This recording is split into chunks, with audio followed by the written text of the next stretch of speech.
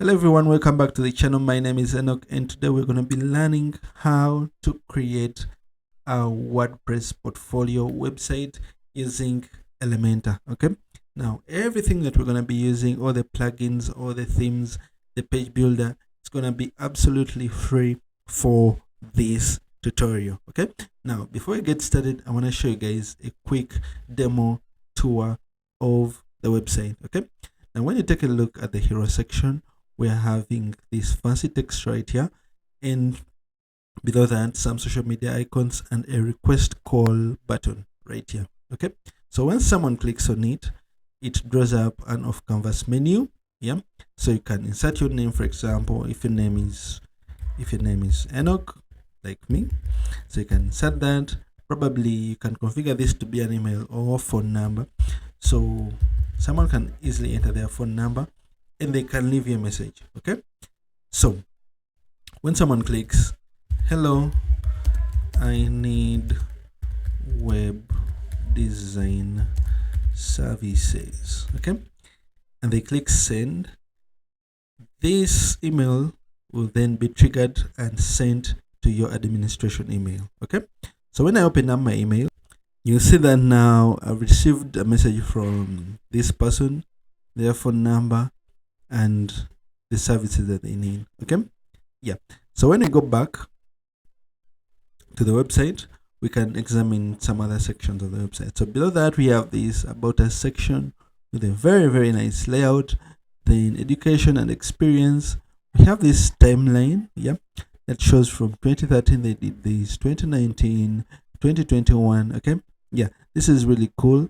And below that, we're having a portfolio section, so someone can easily scroll through the categories of the work that you've done in marketing, SEO, web design. So you can configure these to be anything related to your field. Okay, so in case someone clicks on this, for example, they open this up, yeah, this portfolio item over the crypto website, they can see some of the project details, what you did, the features that you added on this website, the social media icons, maybe yours or the company that you worked for, some other details about, you know, the project, the strategy that you followed while designing, the key features, then some design aspects of the project, then some more information right here. I created a button so that you can view a live project, so you can embed a link of the project that you worked on, yeah, right under this button. Then we are having some screenshots of the project. So this is a carousel gallery, someone can click on them, yeah, so they can zoom in or zoom out. So you make sure you upload high quality images, okay, or they can scroll, yeah, by clicking on these or by scrolling through using a mouse. Okay, so they can actually download your work and, you know, share it with their teams or something that they're hiring. Okay, now that's how the portfolio single item looks like. Okay, now going back to the home page, we are having services right here, and you guys can see these flip boxes that flip and change color and change, you know, the front and back sides. Then below that, we're having another JavaScript skills section that's showing JavaScript skills, WordPress SEO skills, then also progress bars showing the level of proficiency in each of these, you know, skills. Then you have some pricing sections right here for a single project. You can name these pricing tiers to anything that suits you, yeah. And right here we have a sale badge, you know, on this pricing table right here. I'm going to show you guys how to create that. Then below that, we have a testimonial, what people are saying, yeah. For example, this person said this, their name, their title, then what they said, and the rating they gave you.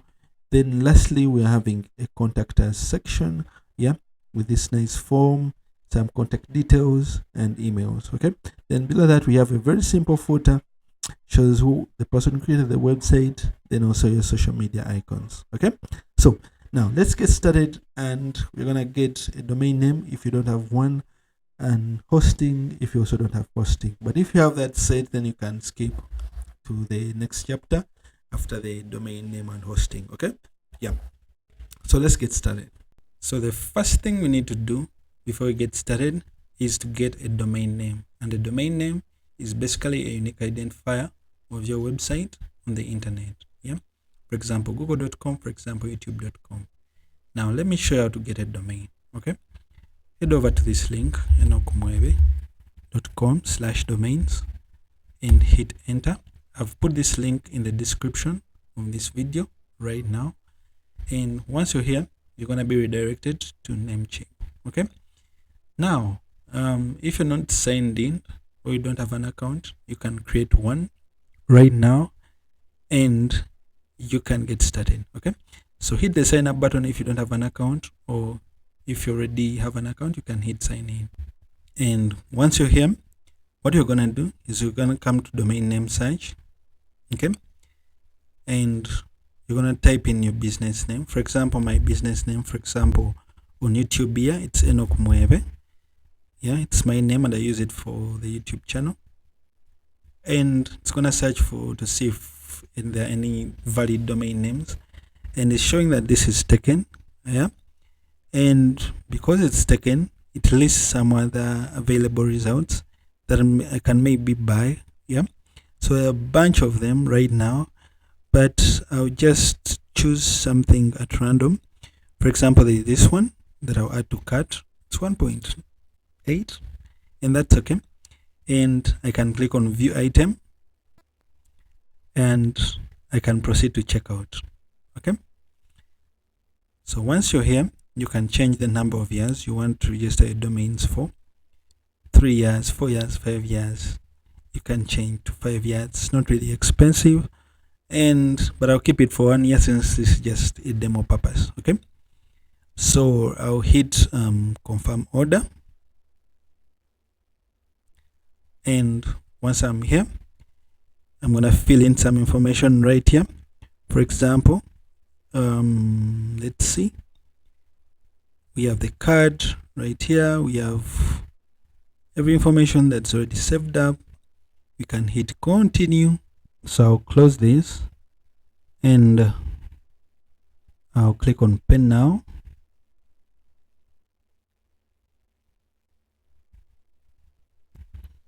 And it will process the order.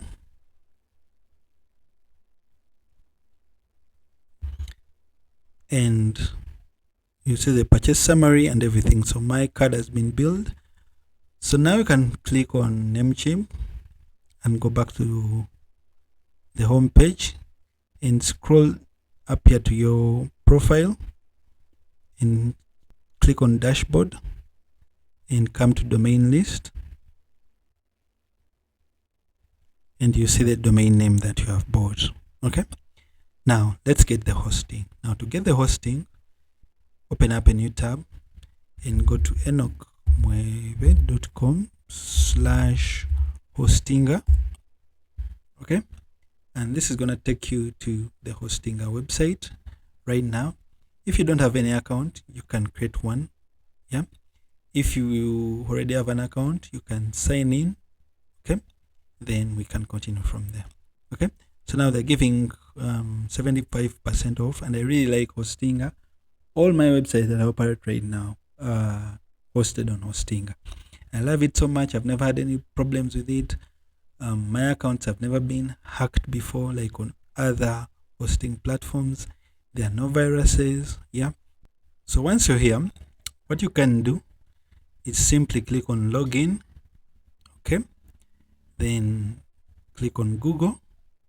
Yeah, I think it's the easiest way to set up an account here, and it will automatically sign you in if you have an account, or may ask you to verify your email address. Yeah, if it's a new account, but that is so easy to do. Okay, so what I'm gonna do, I'm gonna click on explore plans, then I'm gonna click on single web hosting or premium web hosting or business web hosting. Yeah, so you guys can see that single web hosting offers one website, this offers 100 website, and this offers Android website, but there are still some differences. For example, you have weekly backups, whereas you have daily backups. So depending on what you need, you can order anything. You can buy any web hosting between these two that I would recommend. However, since this is just for tutorial purposes, I'll select this single one that has one website. Probably I may never use this again. So you can select 48 months, 12 months, 1 month. Yeah. So I'm going to select 1 month. Okay. Then I see how much they're going to bill me. So now what I'm going to do, I'm going to hit choose payment method. And let's see what payment methods they have. So you can use PayPal, but I'm going to select Visa. And I'm going to put the name on the card and everything. And I'm going to hit pay now. So after making all those payments and going through all those steps, it's going to redirect you to this page. And you can click on setup. So you can click on setup. And once you're here, you can say I'm creating for myself, business, or someone else, depending on what you need.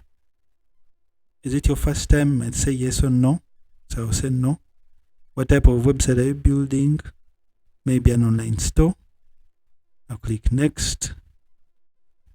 WordPress. I can select WordPress. This is the WordPress channel. So you can insert your email, for example. If you wish to change this, I can say enochmgtshift@gmail.com. Yeah. I can set up a password. I think I'll click next. Okay. All right. I think I'll save this up. Then it's going to ask me a default theme. I can select Astra. Then I'll say no. I want to select plugins manually. I will skip this. Then what's your website name? Maybe. So for the website name, you want to get your domain name. And you copy it and paste it in here. And click next. Select it and click next. And say confirm ownership. So you're going to click next.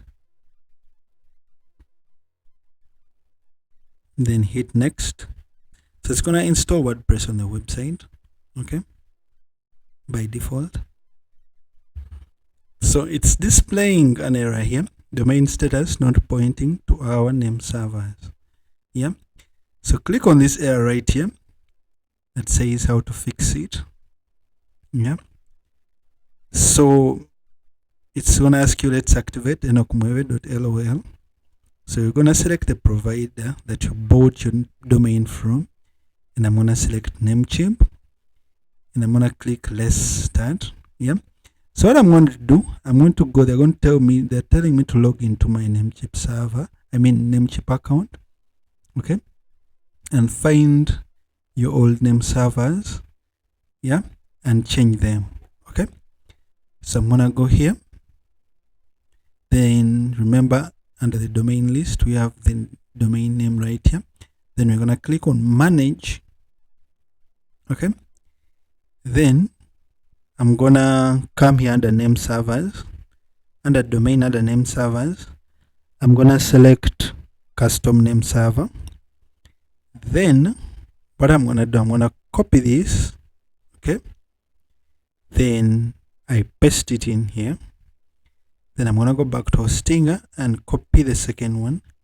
And I'm going to paste it right here.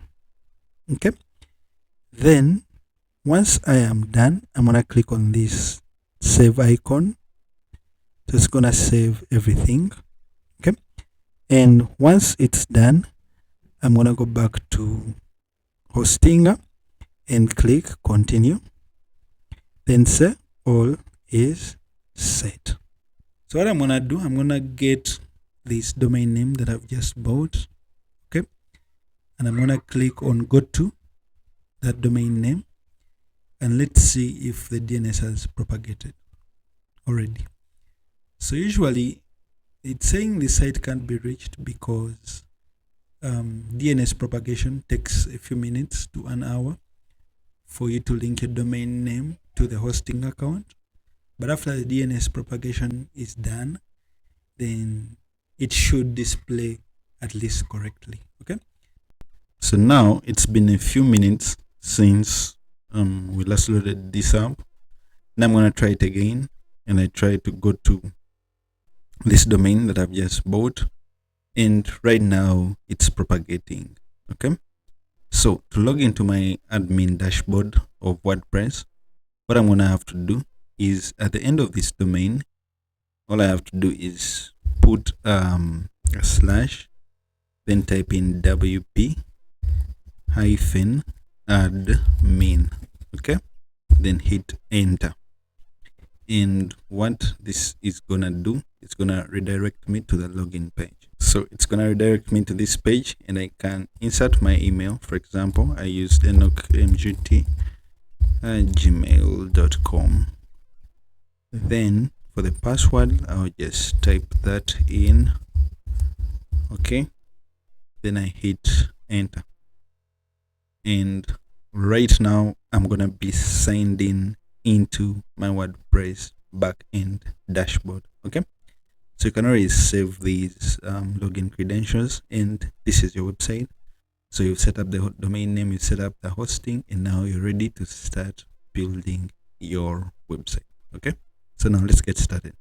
So now I'm in my dashboard right now, my WordPress dashboard, and if I click to view this site, I should have a page looking like that, like this, sorry, for a new WordPress installation. Okay, now I'm gonna close this. The very first thing I need to do for you guys is that my dashboard page is too cluttered. Okay, it's too cluttered. Yeah, so what I'm gonna do is that I'm gonna uncheck all these, yeah, to remove all this clutter from the website. Okay, now that is all gone. So you guys, as you work with WordPress, yeah, if you're not familiar, this is where most of your website elements are categorized. Yeah, so you want to manage blog posts, you can do that under posts. You want to upload media, images, and everything to your website, you can use that. You want to manage your pages, homepage, about us page, FAQ, contact, you can do that under here. You can see comments that people have left on your blog posts under comments and respond to them. The appearance section, we're going to talk about that and how it's very important to the website. Now plugins are stored in this section right here under plugins. Now plugins are basically extra functionalities. Yeah, if you wanted to add an e-commerce functionality to our website, probably we would install a plugin called WooCommerce to help us manage, create products, and manage our orders. Okay, so if you want to add multiple users to your website, for example, if you want to add a virtual assistant to your website to add blog posts, you can probably do that so that they don't share login details with you. Yeah, and you can limit their user roles. Yeah, what parts of the website can they access, what parts of the website can they access. Yeah, so you have tools that help you check site health, import comments, export and import comments. Okay, then you have settings.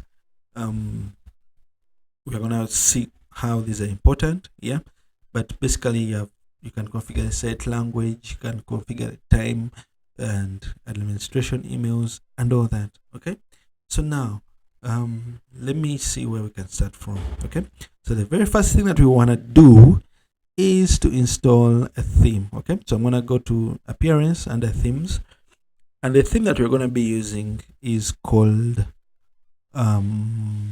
let's click on add new theme right here. Okay, and the theme that I want to use is right here. It's called Hello Elementor. Yeah, so if you don't have it here, probably you can search for it right here and say Hello Elementor.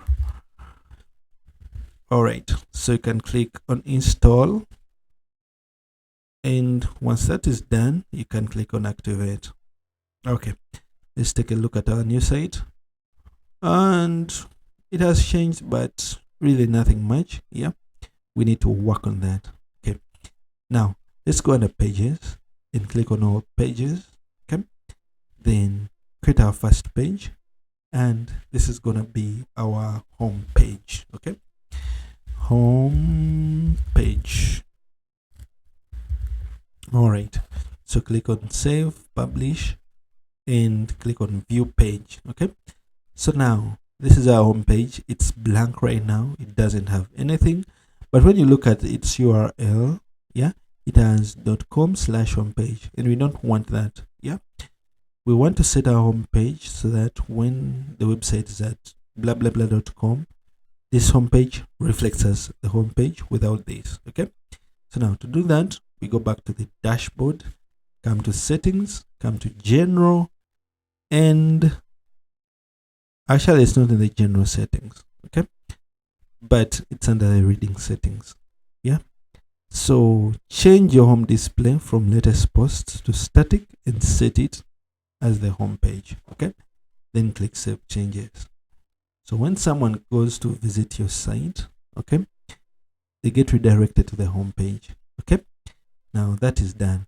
The next thing that we're gonna do, we have installed the theme, we have created the home page. Yeah, and we need to install some plugins. Okay, go under plugins. Right now we have an empty whatever, but you might have a Hostinger plugin if you use Hostinger, but I'm gonna close this out, but that's not important. Okay, let's click on add new plugins. Then what we're gonna do is that we're gonna install the Elementor plugin. All right, so it's gonna search for Elementor. You're gonna install this Elementor, which is a page builder. It's a drag and drop page builder. Drag an image, place it on your web page. Drag a button, place it on your web page. Okay, now what we're gonna do is that we're also gonna install this plugin right here. It's called Elementor Add-Ons, and what it does is that it helps or gives us, you know, more widgets that we can work with on our website. Okay, so most of the plugins, most of the elements or widgets that we're going to be using are going to be offered by the Elementor add-ons. Okay, then one last plugin that I want to install is the Portfolio plugin. Portfolio plugin. Okay, so search for Portfolio and let's see what plugins they have for us. So I don't know, I think I didn't just type in the rate.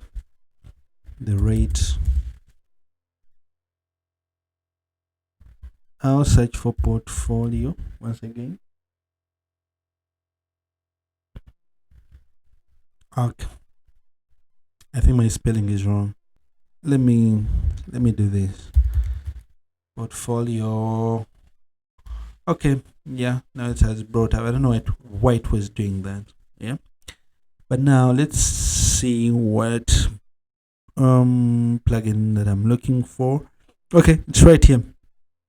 PWR plugins Portfolio. Install this one. I like it a lot because it's easy to set up.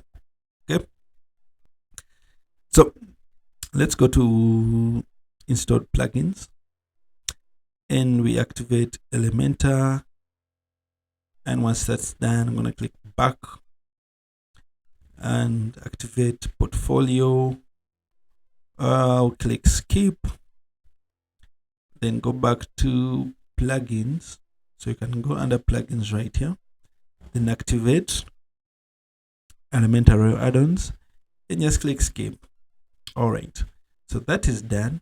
So we go back to the pages and let's start working with our home page. But now I have to close this. Yeah, I don't like it being there. So I'm gonna click on edit and click on edit with Elementor, and it's gonna load up Elementor right here, as you guys can see. So I'll zoom out just a little bit and close this out. Now this is Elementor. Yeah, and for you to get mastery of Elementor, you will need to actually watch a few tutorials and practice a few times just to get a hang of how Elementor works. Yeah, so basically the foundation of creating a website, for example, you can either use the grid or flexbox, but if you have only flexbox displaying on your page, yeah, that's also okay. So you can click on flexbox and create a 2-column layout. Yeah. So you're basically telling the browser, I want to put some stuff on the left and some stuff on the right. So what do you want to put on the right? Maybe you want to insert a video. Yeah. So you drag a video and place it right there. Okay. So you go to probably YouTube. Okay, let's just go to YouTube. I want to go to my website and just copy and paste probably a very random video. Okay, so maybe I'll copy something like this. I'll copy the link address and I'll close this, go back to the link and just paste it in right here. Okay, so now on the left hand side you can decide to add some text. Okay, for example, you say, hello, I am Enoch. Okay, so now you can decide to do a lot of things with this text. Under its style, you can come and change its color. For example, using this color wheel, change it to red. Under typography, you can play around, use different fonts, increase the size of the text, reduce the weight of the size, the boldness of the text. Then you can duplicate stuff like this. Then you can change the text, say I am a piano teacher, maybe something like that. So you can do really a lot of things. So you can actually decide to change this text typography again to something like that, if preferably like that. Yeah. Then you can also change its color to something like that. And yeah, you can add stuff like buttons. So on the left hand side right here, you're having elements. Okay, you can say watch tutorials,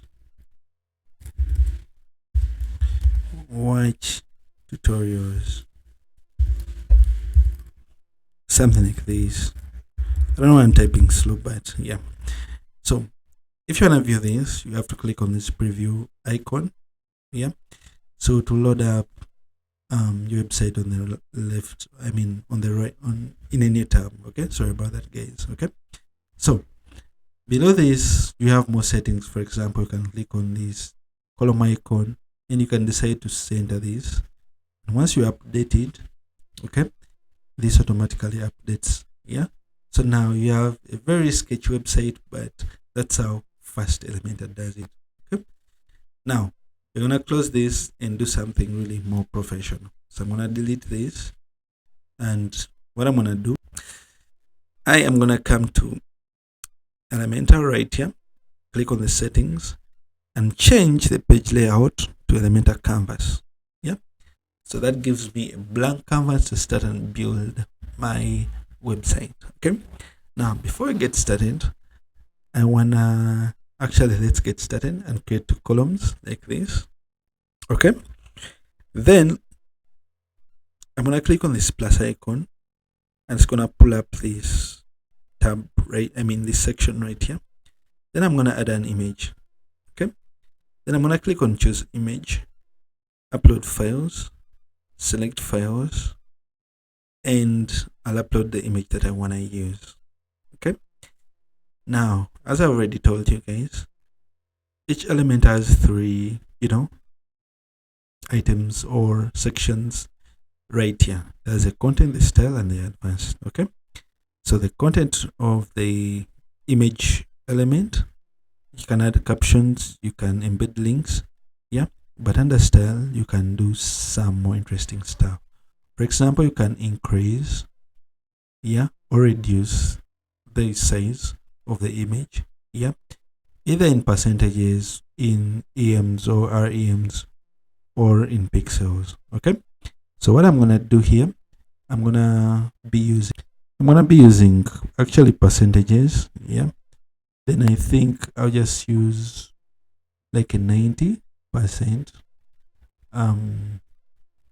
width. So what 90% does is that under this column, I don't know if you guys can see it, the image occupies 90% of that column. Okay, I hope I was clear about that. Okay, so on the left, I'm going to click on this plus icon, and this whatever will open up, this section right here, this panel will open up. Then I'll click on this text heading right here, highlight everything, delete it, then I'll start typing. For example, I'll say hi, I am John Morris. Okay, so when I press enter while I'm typing right here, you'll notice that there's this tag that has been added, this BR tag. It instantly breaks the line, so it stands for break, line break. It puts this text, the following text, onto a new line. Okay, so I can go under style, in under typography, I can resize and make this big or small. Then I can also change its color to something like blue, gray, red, or scroll these colors and make it to any color that I would like. Okay, so I would rather keep it like that, or I can do anything that I would want with that. Yeah, now I'm going to show you how to adjust this later, yeah, to make everything look right in just a few seconds. But I just want to add some text under it. Okay, so what I can do is I can add a text editor right under, drag and place it under Morris right here. Then I'll just paste in some text just like this. Okay, then under that text, I'll click on this icon right here and drag a button and place it under. Okay, maybe this button will say request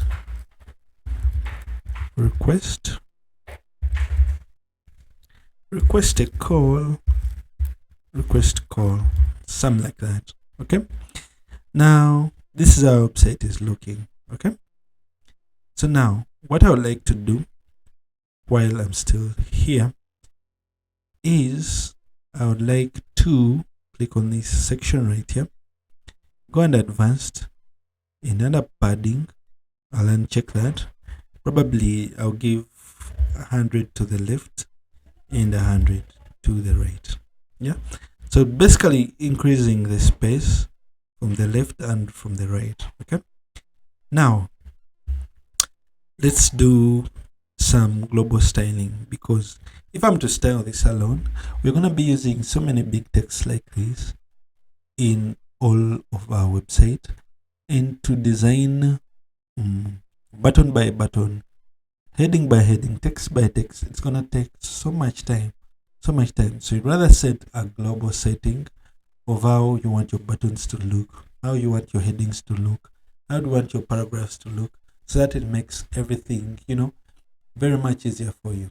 So what I'm going to do is I'm going to click on this settings icon, this hamburger menu right here, and I click on site settings. And the very first thing that I want to do is to set some colors. Okay, now the very first thing I want to do is to change the background of the entire website. Okay, so come to background type, click on classic, and click on this color right here, that box right here. Then what you're gonna do is to type in hash 1F 1F 1F. Yeah, so that makes the entire website black. Okay, now since we will be reusing this color, we can click on this plus icon, and the tooltip says create new global color. So click on that plus.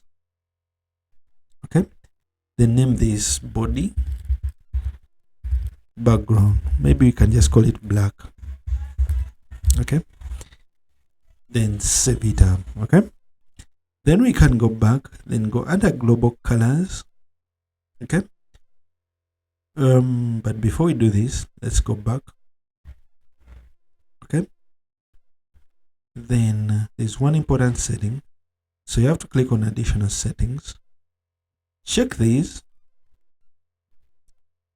and click Save Changes.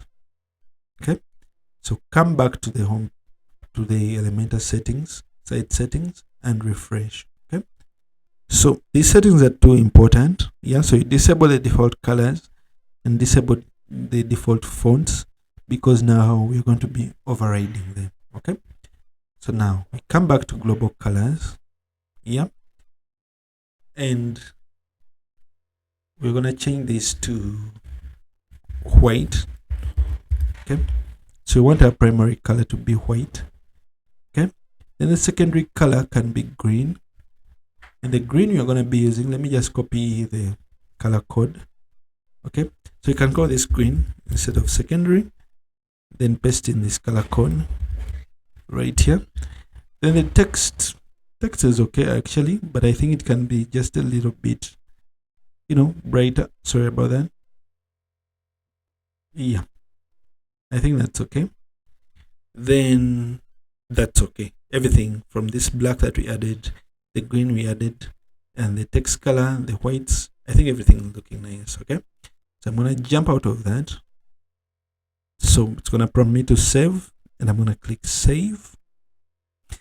And that's looking at least better. So now let's start working on the buttons first. Okay, how do we want our buttons to look? First, we need to give it a typography. Okay, so we want our buttons to use a font called Railway. Okay, then still go back under buttons, and we want the background type to be classic with a global color of green. Okay, then the text color can be black.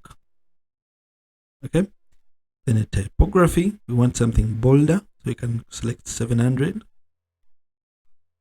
Then on hover, it can remain green, and text color can remain black. Okay, so now that is sorted for the buttons. But one last setting that we need to do is to work on the button radius, to the border radius. Okay, so when we increase this, you guys will notice that on the right the button is becoming circular and circular and circular. So the width, like the button radius, I like to use is 30. Yeah, to make sure that everything is round. Yeah, and I think that looks quite nice. Okay, so yeah, now once that's done, the buttons are done, we're gonna go back, then you're gonna start working on the typography. Okay, so when you click and open up typography, first you want to change the text color of the body. Yeah, so you're gonna change it to this color of the text, which is that. Then the link color can also be of text. Then the H1 can be white, but the typography should be Mi Chroma. This is a font that we're going to be using. Okay, then the H2 element can be white. Okay, and the typography can be Mi Chroma. So that's how it's looking. Then the H3 tag, this I want it to be green. Then the text, the font family should be Railway. Okay, so I think we are done configuring the global settings. Now what I am gonna do is I'm gonna click update and close this. Okay, so now we need to rebuild this. Okay, so what I'm gonna do is I'll just copy this, go to this menu and add a heading below it. Then I'll just type in, I'll just paste this text back in, then I'll delete this. Okay, so then I'll style this, go to style, and I'd rather make it bigger since it's in the hero section, and I can make it bolder by using 700 or 600, but it's too big, so I'm gonna keep it, I think 45. Yeah, so I think that looks all right.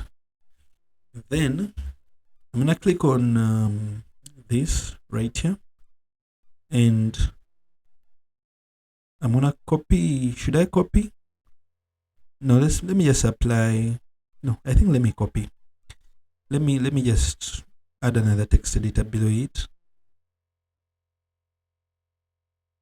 No, I'll just leave this and just keep it the way it is right here. Okay, but above it is where I want to add some animated text. Okay, so I'm going to search for text on the left, then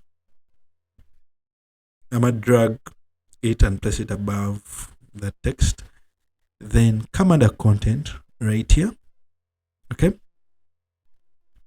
so you can change the animation, you can play around with this, but I'd rather keep it typing than animated. Okay, so now I'm going to remove this prefix text. Yeah, I don't want it. Then I also remove this, but edit it. So I would say web developer. I'll say developer. Maybe you can maybe call yourself a graphic designer. Okay. So now you guys see how that is animating, but I want it left aligned. Okay. Now it looks better. So what I'm gonna go under style, and I'm gonna change the advanced text to the global color with set of green. Then also the typing text to the global color of green. Then I'm gonna remove this padding because if you take a look, it's not aligned very well right here. So what I'm gonna do is to remove this and make it 0. I think that looks better. Then I'll manipulate the typography. So the typography, the font I'm gonna use, it's gonna be my chroma. Okay. Then under style, I'm gonna make it normal. Okay. So when you take a look at this, it kind of looks better. All right. So now let me show you something that we need to develop next. Okay. So if I'm to run or open the link of that website that we already worked on, you guys see that we're having some elements right here and a request to call, which draws up these off canvas menu. Okay, so to create that, what we're gonna do, I'm gonna close this and go back to this page where we're working on the website. And first I'm gonna delete this. Okay, then what I'm gonna do, I'm gonna add a container. Yeah, and in this container I'm gonna add another container. Okay, then I'm also gonna duplicate the container I've just added in. Okay, so now what I'm gonna do first is that I'm gonna add some images right here. Okay, and to add images, I'm gonna click on this plus icon, bring up the left panel, and add the first image, select image and upload files, and click on select files. Okay, so now guys, I'm gonna upload all my files at once apart from this and this that I've already uploaded. Then click on upload. So now they're gonna take some time uploading, but we'll have to wait that out. And once they are done, I can select this. Okay, then apply it there and come to style and increase or decrease this. Okay, then what I'm gonna do, I'm gonna duplicate this and duplicate it again, probably 3 or 4 times. Then change this icon to this and this to another icon like this. Probably they can be 3 or 4. Yeah, but now what I need to do is that instead of clicking on this column right here, okay, I'm gonna click on the column outside. Okay, so you guys can see that I've selected the column outside or the container outside, and I'm gonna change its flexbox direction to raw. Okay, so So I've changed the flexbox direction to row, and I'm gonna go inside the inner container and also make the flexbox direction to row. Okay, so now when I click on this and I increase, what I'm gonna do is that I'm gonna increase their width to something like 70. Let's make it 80%. Okay, so what I'm gonna do is I'm gonna copy this, and instead of paste, I'm gonna paste style and paste style.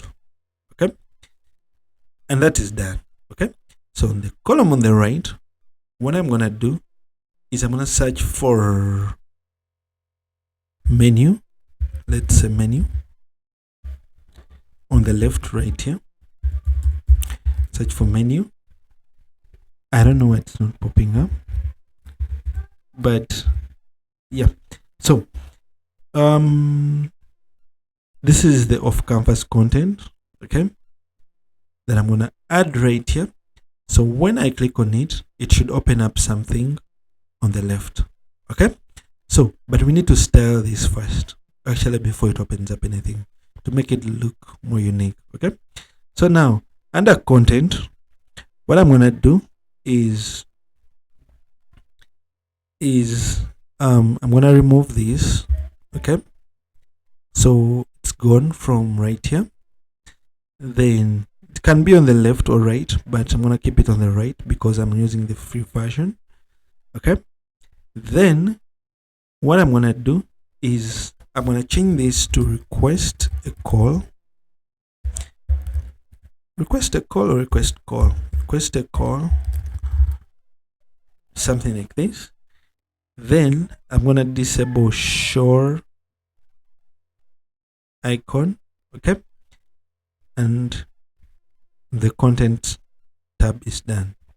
So what I'm gonna do for the style, I'm gonna change this background color to green, the text color to black. Okay, then I'm gonna first uncheck the padding and increase some on the left. For example, on the left I can, make it sort of like 30. Okay, still on the right I can also make it 30, and this can be 12, I think. Just make them a little bit bigger. Then the border radius, I can make it 15 or 30 also. Yeah, so now it has those rounded edges and kind of looks cool.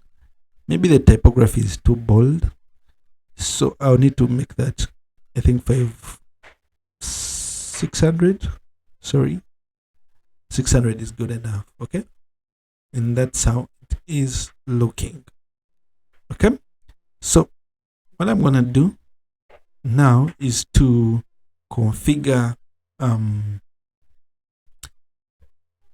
so let's go back to the button, because I see when it hovers it's a different setting. It says blue shade, but you can also make that green.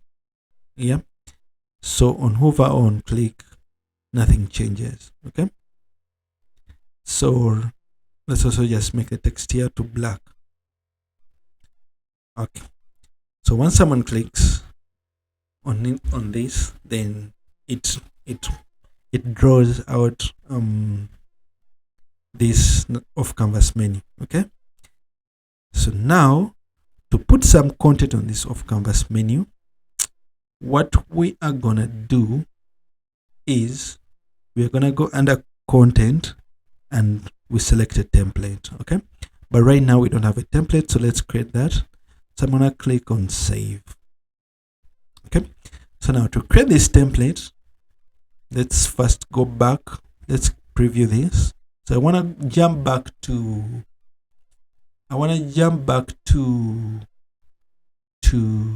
the dashboard. Okay, then under templates below Elementor, I'm going to click on a new template, and this is gonna be, it can be, you can set it to be a container, you can set it to be a section, but I think container is okay. Then you can call it request call. Okay, then hit create template. Now what we're gonna do here is we are gonna click on this plus icon and click on Flexbox and click on this section with a down facing arrow. And what we are gonna do is, the first thing, or the most important thing, is to change this to vertical height, okay, and make it 100. Yeah, so the reason why we make it 100 is because, let me pull this up. Let me open up our website in a new tab here, and I show you guys why we need to set it to VH of 100. Okay, so when we click on request call, yeah, the reason why it's vertical height 100, yeah, we need it to span 100% of the screen. Okay, that's why the VH is important to be set to 100. Okay, so now we've set it to 100, and the first thing that we are gonna do is you're gonna add a form. Okay, so let's add a form and drag it right here. Okay, so now we can make some edits to it, and one way to do that is so I think we can start customizing these. Okay, so we have the name, yeah, which is okay. Then we have the email, but if we wanted to change these from email to phone number to anything, probably you can change this to number. We change the email to the label to phone number.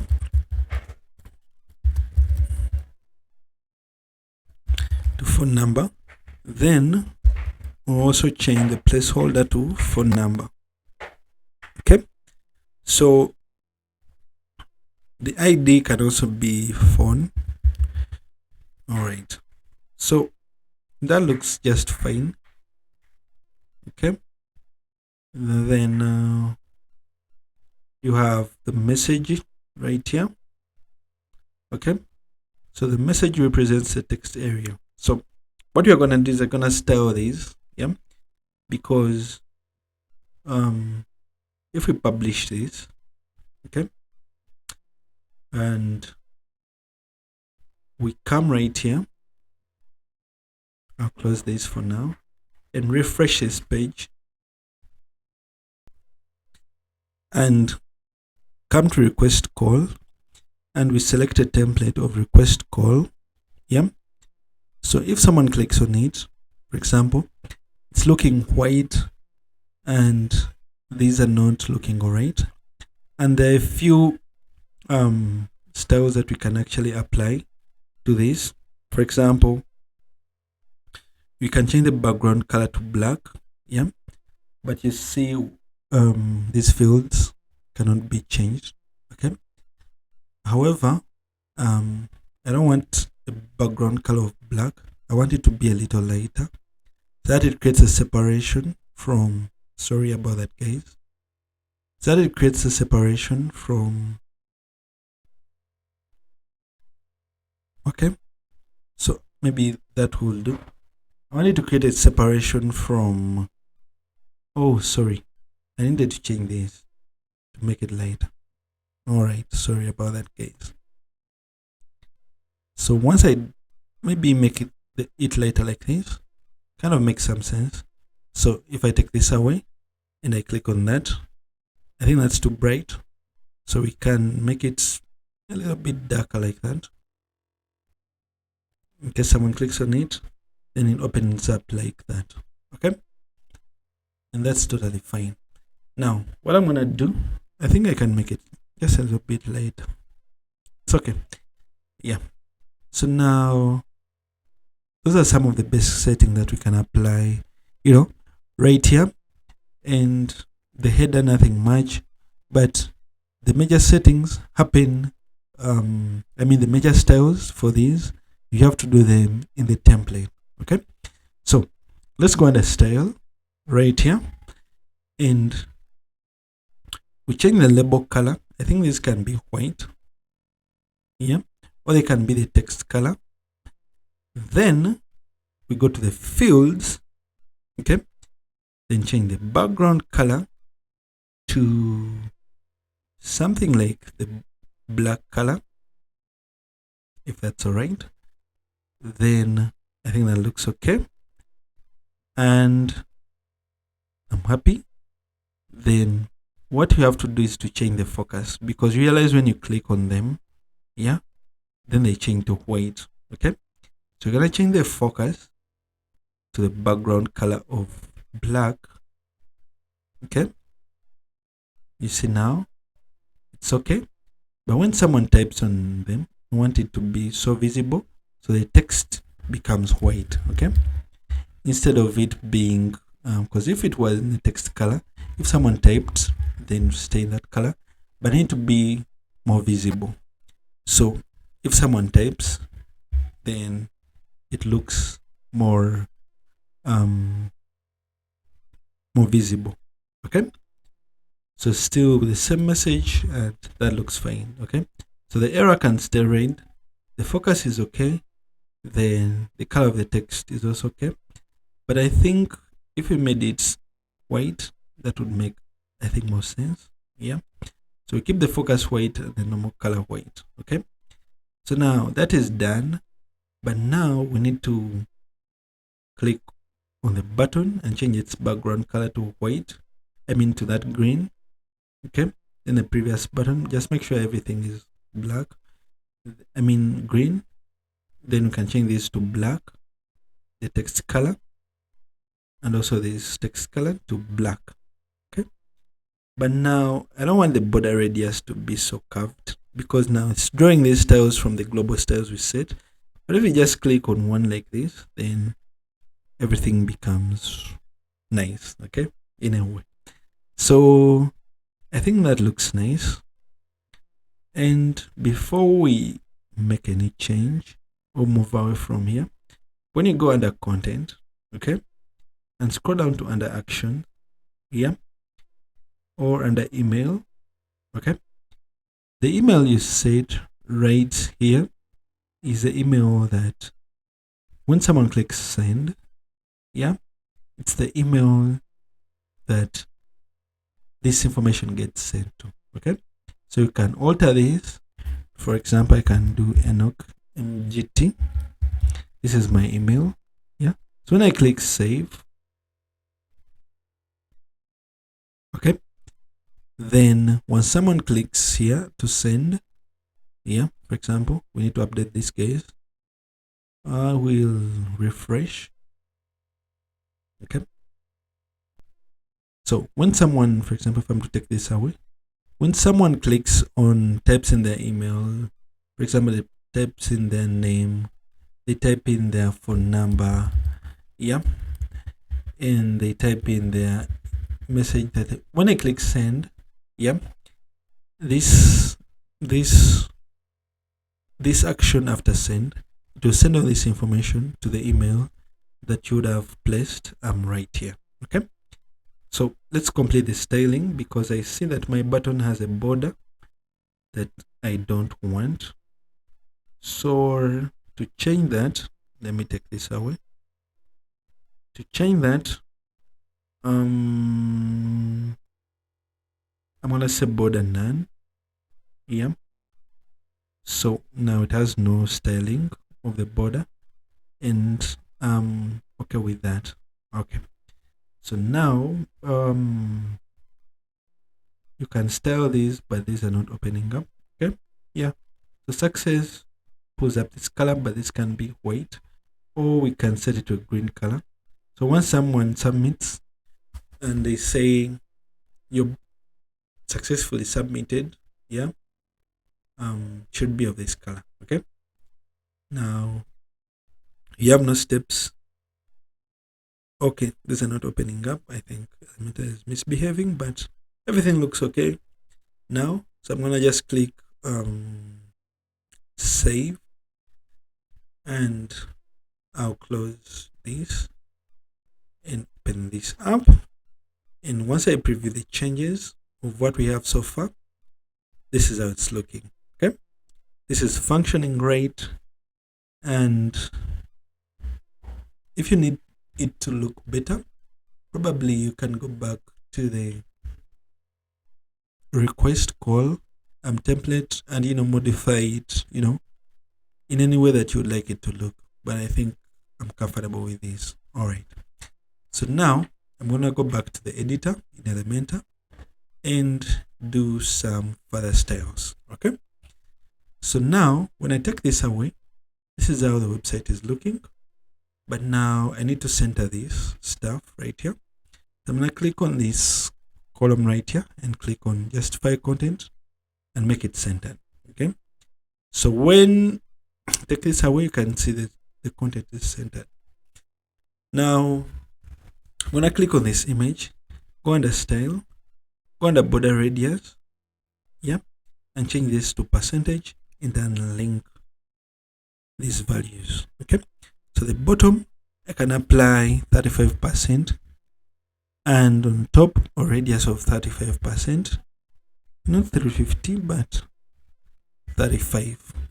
So you guys can see that now it's curved. Okay, though I need some space to the top and bottom, so I'm gonna click on this section right here, and pull up the navigator.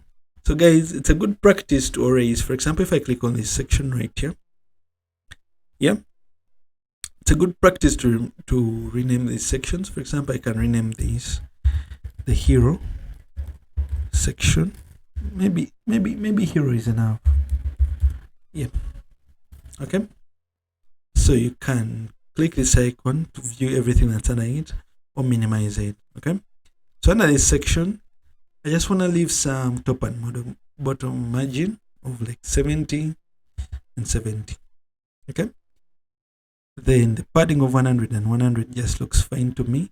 So now the website looks cleaner. Okay, so now let's proceed and work faster on creating the about me section. Okay, so the first thing we're going to do is to add still two columns. Is that right?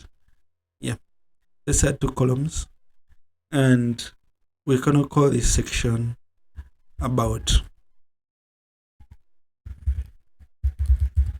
Okay, and while you're here, let's go under advanced and let's give it 100 pixels from the left and to the right.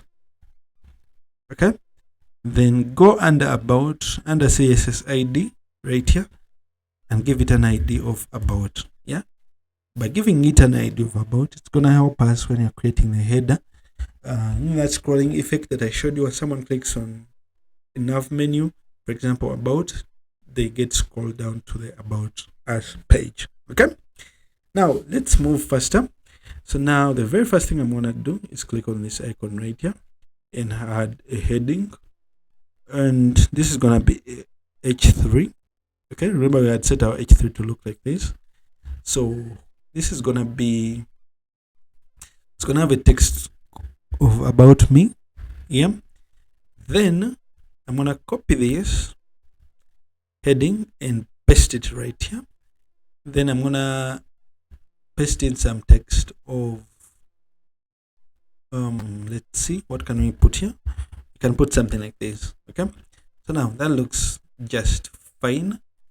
Then what I'm gonna do is I am gonna add some text to the right here. Okay, so I'm gonna copy this, then I'll paste it in right here, and just I think write some dummy text, something like this.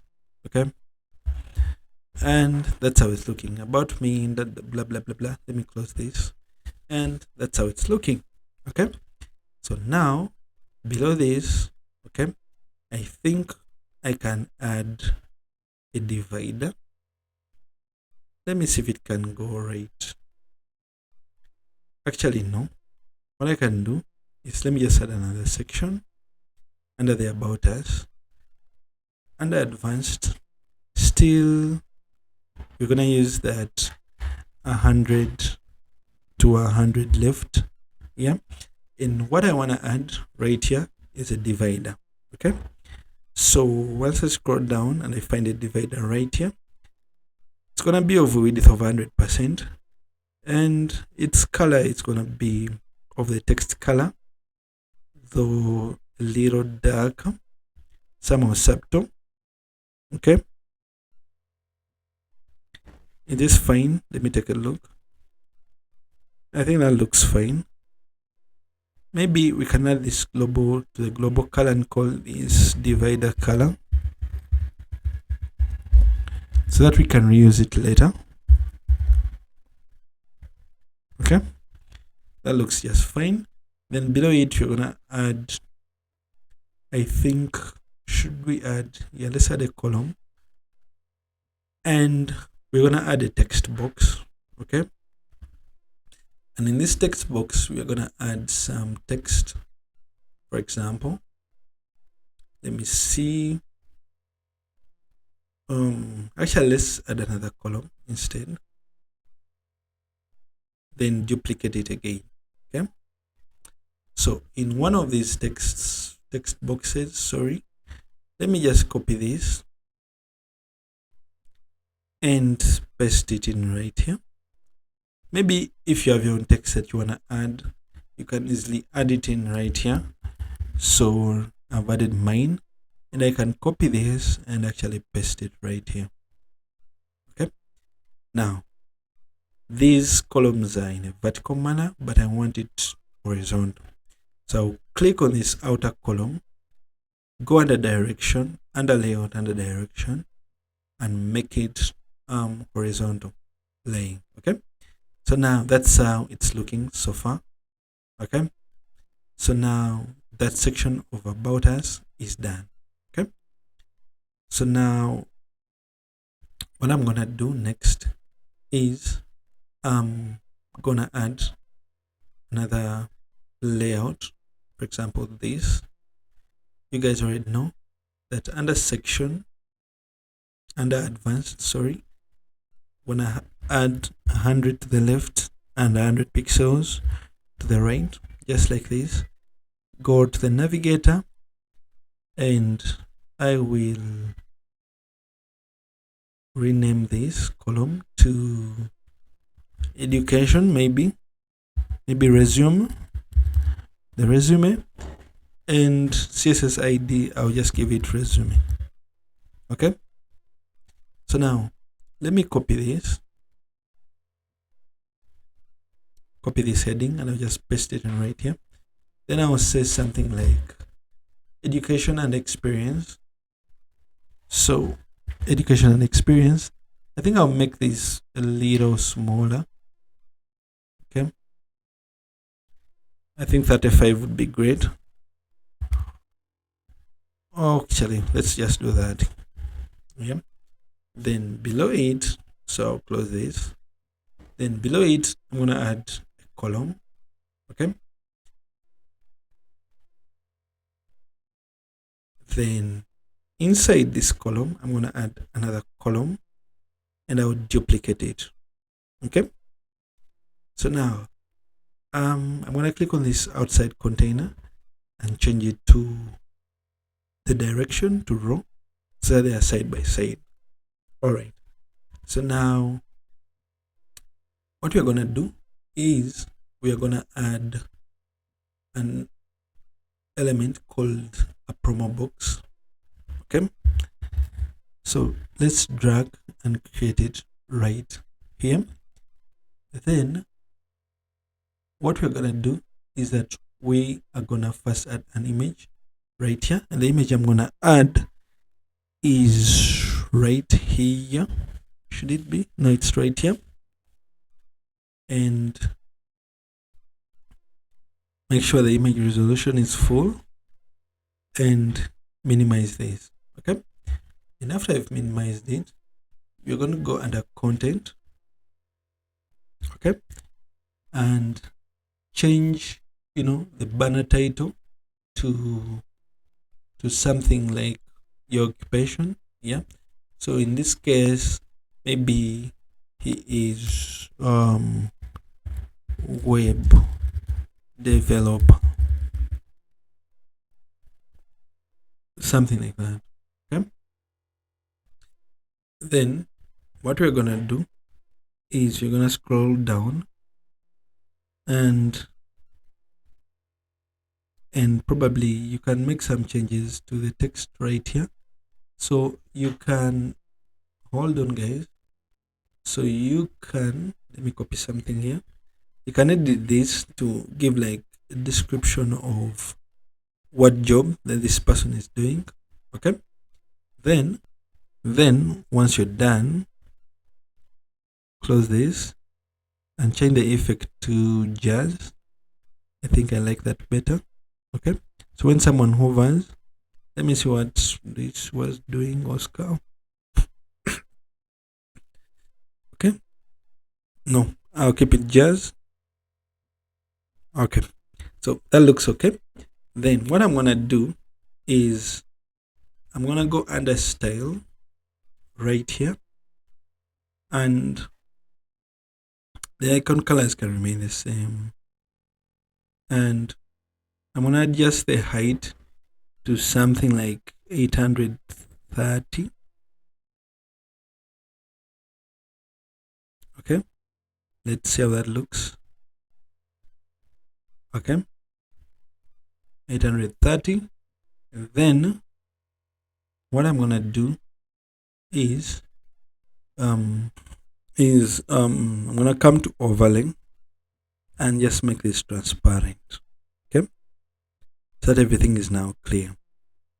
Okay, and now I'm gonna go back to content and scroll down to the description. So now I think I don't need this button right here. Yeah, and what I'm gonna do is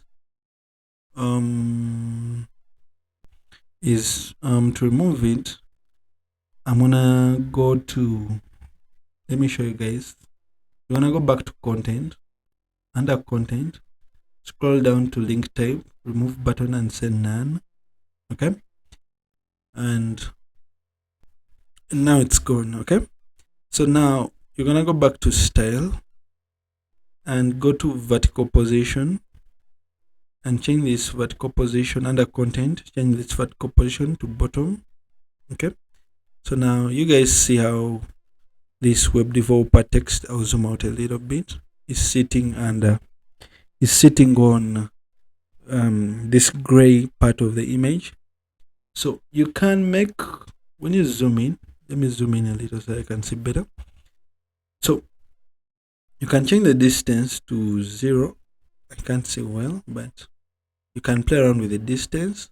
Yeah, so you have to make sure that it looks, well balanced. So keep it that way. Then the title size 10 is all right, and the icon distance, I think this can be 0. We didn't have any icons. Yeah, so the alignment, I want to make it left aligned like this. Then what I can do is under hover, okay, I want to change a few settings. Okay, so I don't like this pink shade. Yeah, so to change that, what you can do is that you can go under overlay, on hover, and turn the transparency down to 0. Okay, so when someone clicks on it, it just zooms in and zooms out. Okay, so that's looking nice. Okay, but one important setting we have to do is that we have to change the width of this container. So click on it, go to width under layout and change this to percentage, and I want to make this like 33%. Okay, then I'll have to change the content of this, to like span the entire column. But before we do that, let's make this column also because now the other one was 33. Now if we change this has to be like 66%. Okay, and just make sure it's full width. Okay, then come to this column also and make sure it's full width so that the content inside just spans the entire column. Okay, yeah, so that way you don't need to play around with the width of the promo box. Okay, so if I'm to click on this, okay, again it's now full width, so it went back to 100%, but now I need to make it 33 again. Yeah, then I'll have to make this sort of 66. Okay, so now I think that looks better. Let me try to zoom out of it, and maybe we can increase this to something like maybe 40. Okay, then this can take the rest. All right, so if you take a look, I think this looks quite better. Yeah, and looks okay. Okay, so now the next thing that I'm gonna do is I'm gonna add a timeline to the right. Okay, so click on this plus icon, the drawer will pop up. I'll zoom in just so that I can see very well. I need to zoom into 100%. All right, so I'm gonna search for timeline, so and drag it right here. Then what I'm gonna do is I'm gonna make sure it's line left. Okay, then I think I'm gonna turn off the main lane fill, and I'll scroll down, see if I can find any major settings that I can change. Probably there's nothing, so I'll minimize that. Again, go under timeline items. Okay, so what I'm gonna do under here is that I need to change these. So probably I'll first remove one. I'll start working with one, then redo the others. Yeah, I'll just duplicate. Yeah, if one is looking right, then I'll just duplicate the others. Okay, so now let's say the main label, yeah, make sure it's turned on. So if we say we start working in 2013, yeah, one thing that I'm going to do is to, okay, it's showing already. Yeah, it's showing here that we start working in 2013, but I'm gonna remove this flag. I just want dots. Okay, so I'll remove that. Yeah, so it stays just like that. Then under the primary label, I'm gonna show how long I worked at a certain place since 2013. So I'll paste this 2013 to 2019. Okay, I worked at a company called maybe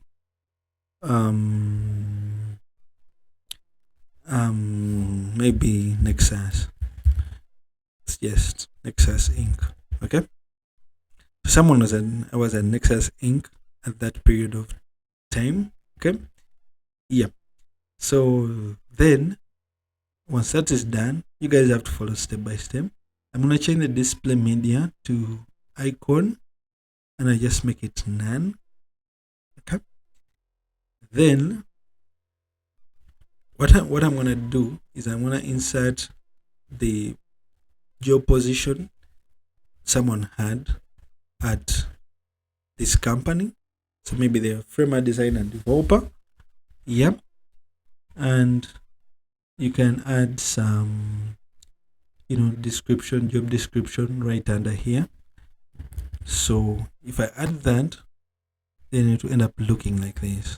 Okay, so when you continue to scroll down, there's some other settings. Let's see. Actually, there is none.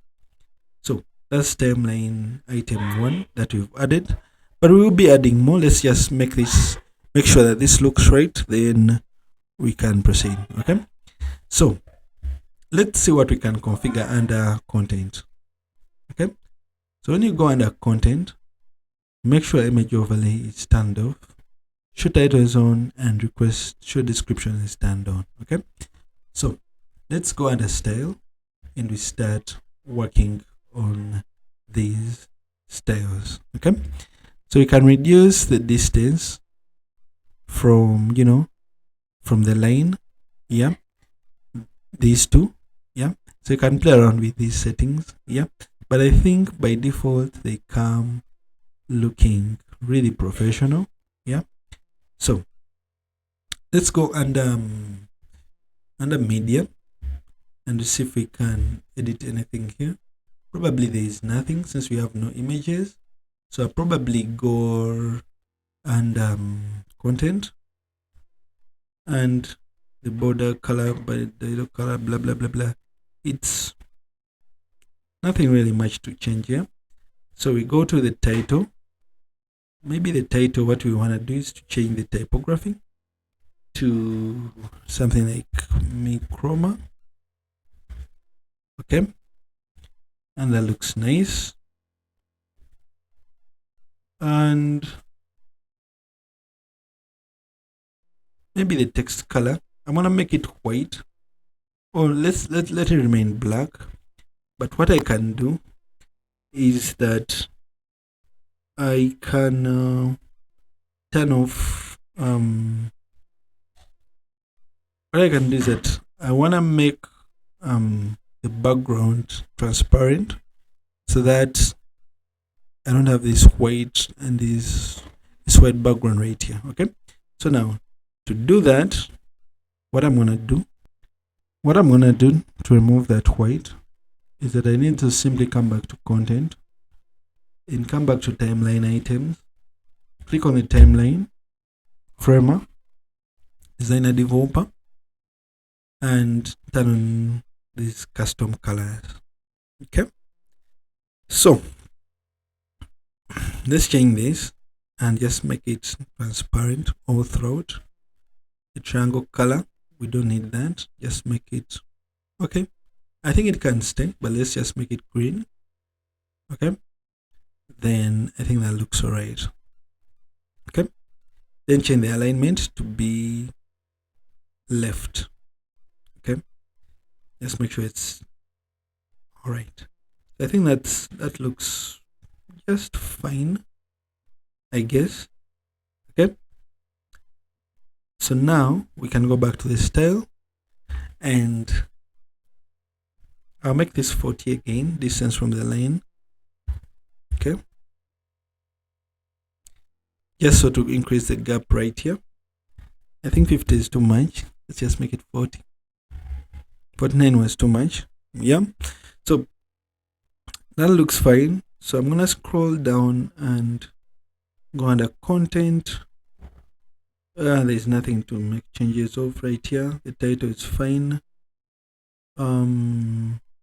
Yep, the description is also fine. Then the main line needs to have a fill color. Maybe it can be green. Yep. Then also this color can also be green. And the line width, I really want to keep it thin, so it has to be 1 or 2. I think 1 is fine. Then the main line label, okay, I think this can be a color of white. No, can be green. Okay, and the background color, I think that's fine. The border color is also fine of having white. So the main line icon, I think we remove that, so it's not going to take any effect. But what we can do is that we can just drop the size and also reduce the size of these circles. Yeah, so we can change the background color fill to green and also the border background color to green. Okay, then the border color can remain white. Okay, so now that looks better. And when you scroll down, so we have extra labels. Just make sure this is green. And typography, I think it can be my chroma. That looks just fine.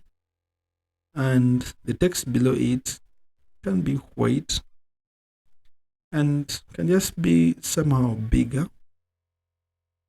All right. But now the triangle, I think that looks fine. Now, let's see, guys, what did we miss?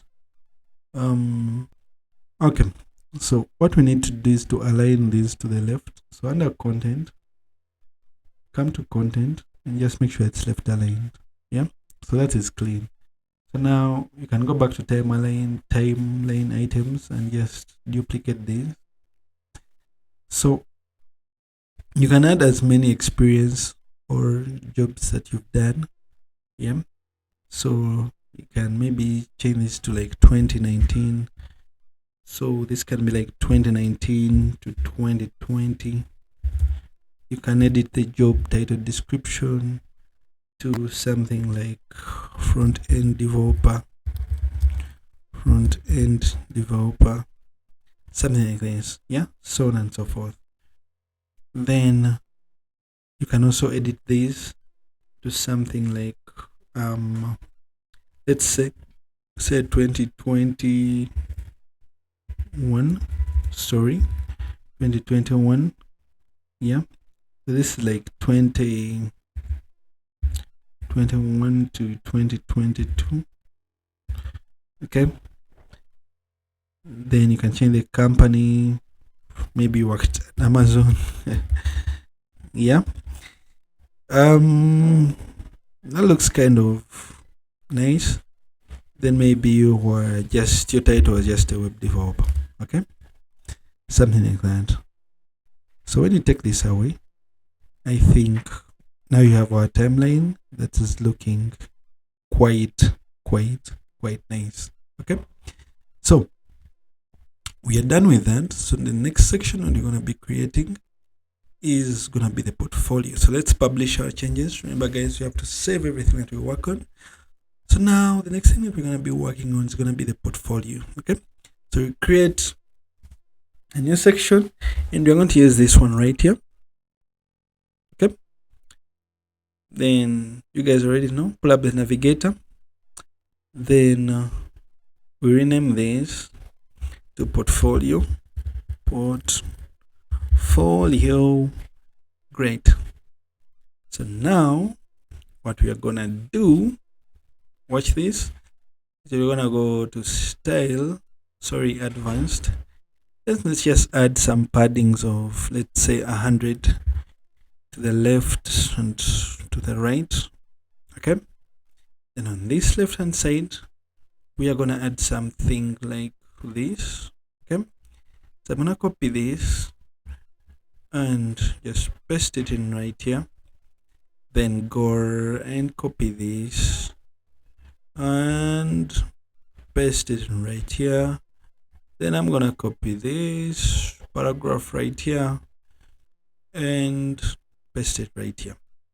So what am I going to do with this? Okay, so the first thing that probably I'm gonna do is I'm gonna edit them and make this sort of like portfolio.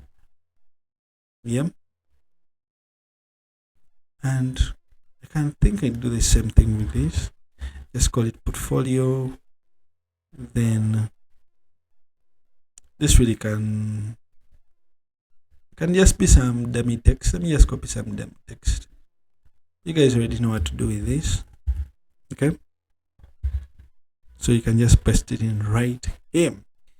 So on the right hand side, I'll close this for now. Okay, right here I want to add a portfolio. So come on, we add portfolio, and the one we're going to add is this one, made by Portfolio. Then right now we don't have any portfolio items, so if we click on the preview changes, okay, and scroll down, we don't have any portfolio items. Okay, we don't have any portfolio items. So to do that, we go back to the dashboard by clicking on. Do you guys see what I just did? So you click on this part right here, takes you back to your portfolio, to your dashboard. Then come and first add portfolio categories. Okay, so the categories I'm going to add, maybe we have one in marketing. Okay, maybe digital marketing, so you can call it digital marketing. Okay, then click on add new portfolio category, then create SEO and add that. Maybe we've also done web design and add that. All right, so now we've added the portfolio categories. In what you're going to do next, so now guys, after creating these categories, you can come here to add new item, and what we're going to do is that we can create, for example, give the title of our project. For example, we can say, let's say we created a crypto website. Okay, and what we have to do here, let me just disable this so that I can see this menu right here. Yeah, it helps me work faster.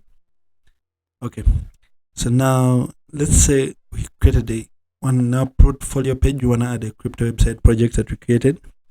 So we can come here to categories, and maybe we did some digital marketing for it and web design for it. Then we can create and add a featured image. Maybe this was the project. Yeah, so right now that's all we have. Okay, so when you click publish again, okay, we can click on view item, and this is how it's looking. Okay, so if we update this, okay, then what you're gonna be seeing is that when you scroll down, you'd be seeing that the first portfolio item has been, added to the page. Okay, but when you click and open it up, yeah, it's empty. Yeah, so when you click on edit item, you actually cannot edit it with Elementor. Yeah, but if you take a look at let me see, if we paste our link right here for one of the portfolios that we worked on, you see now it's looking like this, and this was edited in Elementor. Okay, so to do that, to make it editable in Elementor, you have to go to Elementor, then come to settings, then under post types, check portfolio on, and click on save changes. Okay, so when you go back to portfolio and click on edit, okay, edit with Elementor will be visible right here.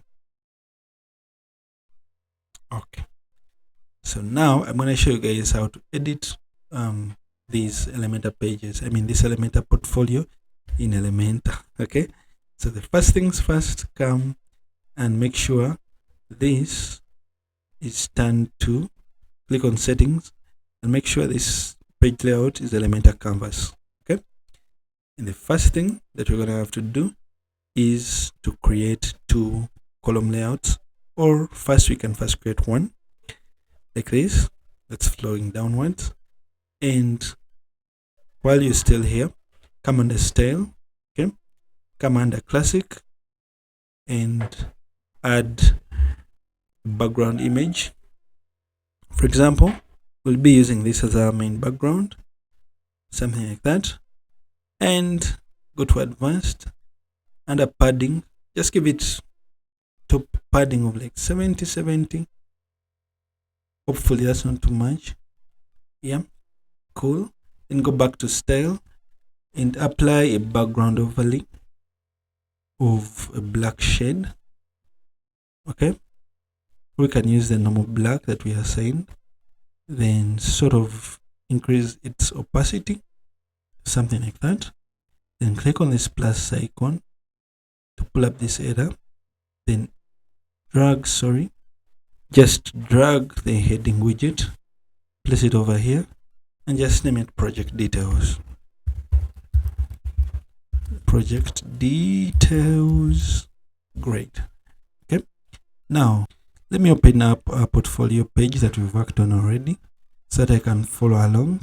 Yeah, so now we are going to be developing this section next. Okay, now to develop this, let's create and add 2 columns. Yeah, so on the left, click on the plus icon to bring up the elements menu, and you're going to be adding the project details. For example, this was our project that we worked on. Then on the right, you're going to add some text. And so what we're going to do is I'm going to put a heading right here, and I'm going to copy this, text that I'm having right here, and just sort of replace it with the one under there. Click on this icon, scroll down, add a text editor under here. Then what you're going to do is that we're going to copy some text. This is some dummy text. I think I'll just leave it the way it's looking right here. Okay, then I'm going to add these feature items. Yeah, responsive design, fast loading speeds, clear, and all that. So to do that, what I'm going to do is I'm going to click on this, then search for list icon list, sorry, but I won't do it that way. First, let me close this and add a container just under here. Then go back to the menus, the elements, and search for an icon list. Then drag it under here. So let me remove this first. So I like this tick, yeah, but I need to style it first and make sure the icon is of a green color. Okay, so the list items, for example, we're going to use web responsive design.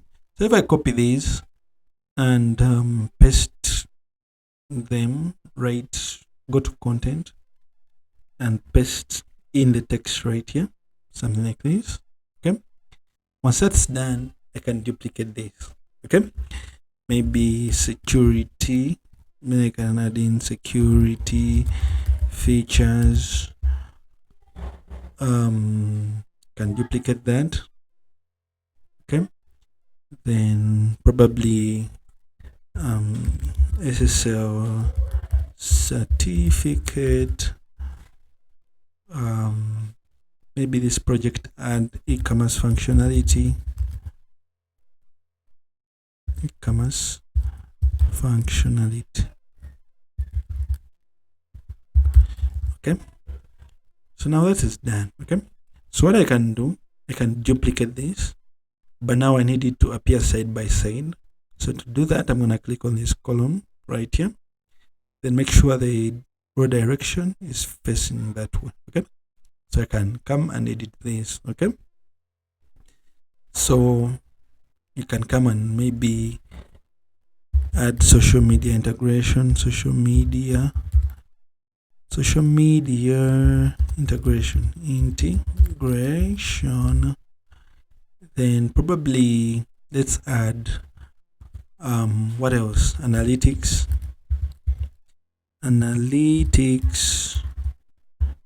and reporting, maybe yeah, what other, let me add SEO and mobile optimization. So I'm too tired of typing, guys, but let me just add it in right here. And mobile optimization. Great. So that's how it's looking, but I think this is too long. Maybe I remove this functionality. Yeah, so that's looking cleaner. Yeah, Then below this, let's add some, these social media icons. So I'm gonna click on this and search for social. All right, I'll just drag them under the container that we've just placed.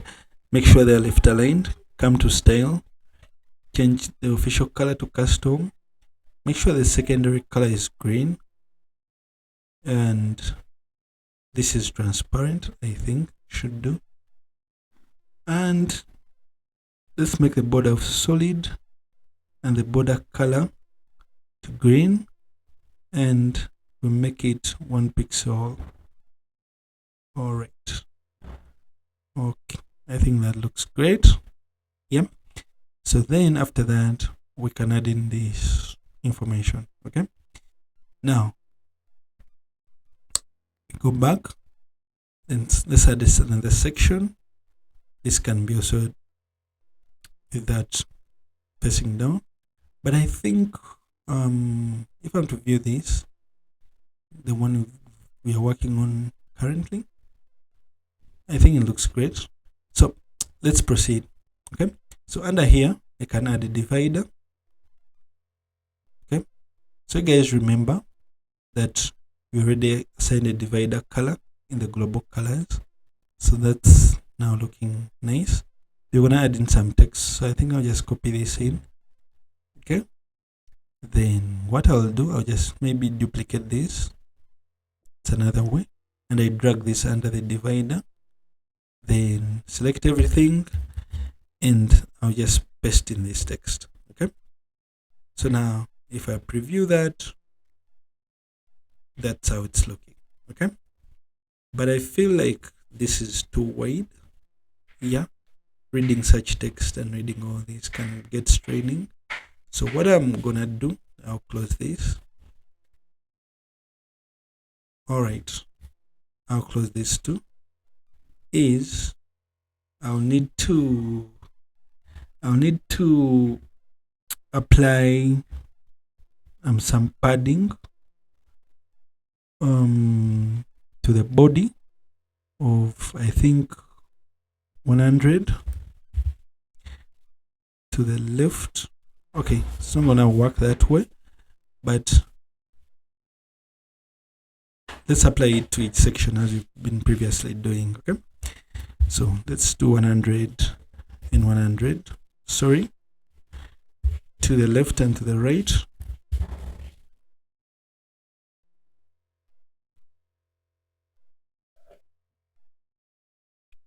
Okay, still looking nice.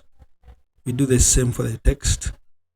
Click on that section, then do 100 and 100. All right, so I think this is more easier to read. Okay, then I think we can do the same for this top part under advanced and link this. Make sure this is 100. No. Okay, I think let's unlink. Let's just make it 100 to the left, to the right, top, bottom. Remember guys, there was 70. Okay, and 70. I think that is better. Okay, so I'll click on this section right here,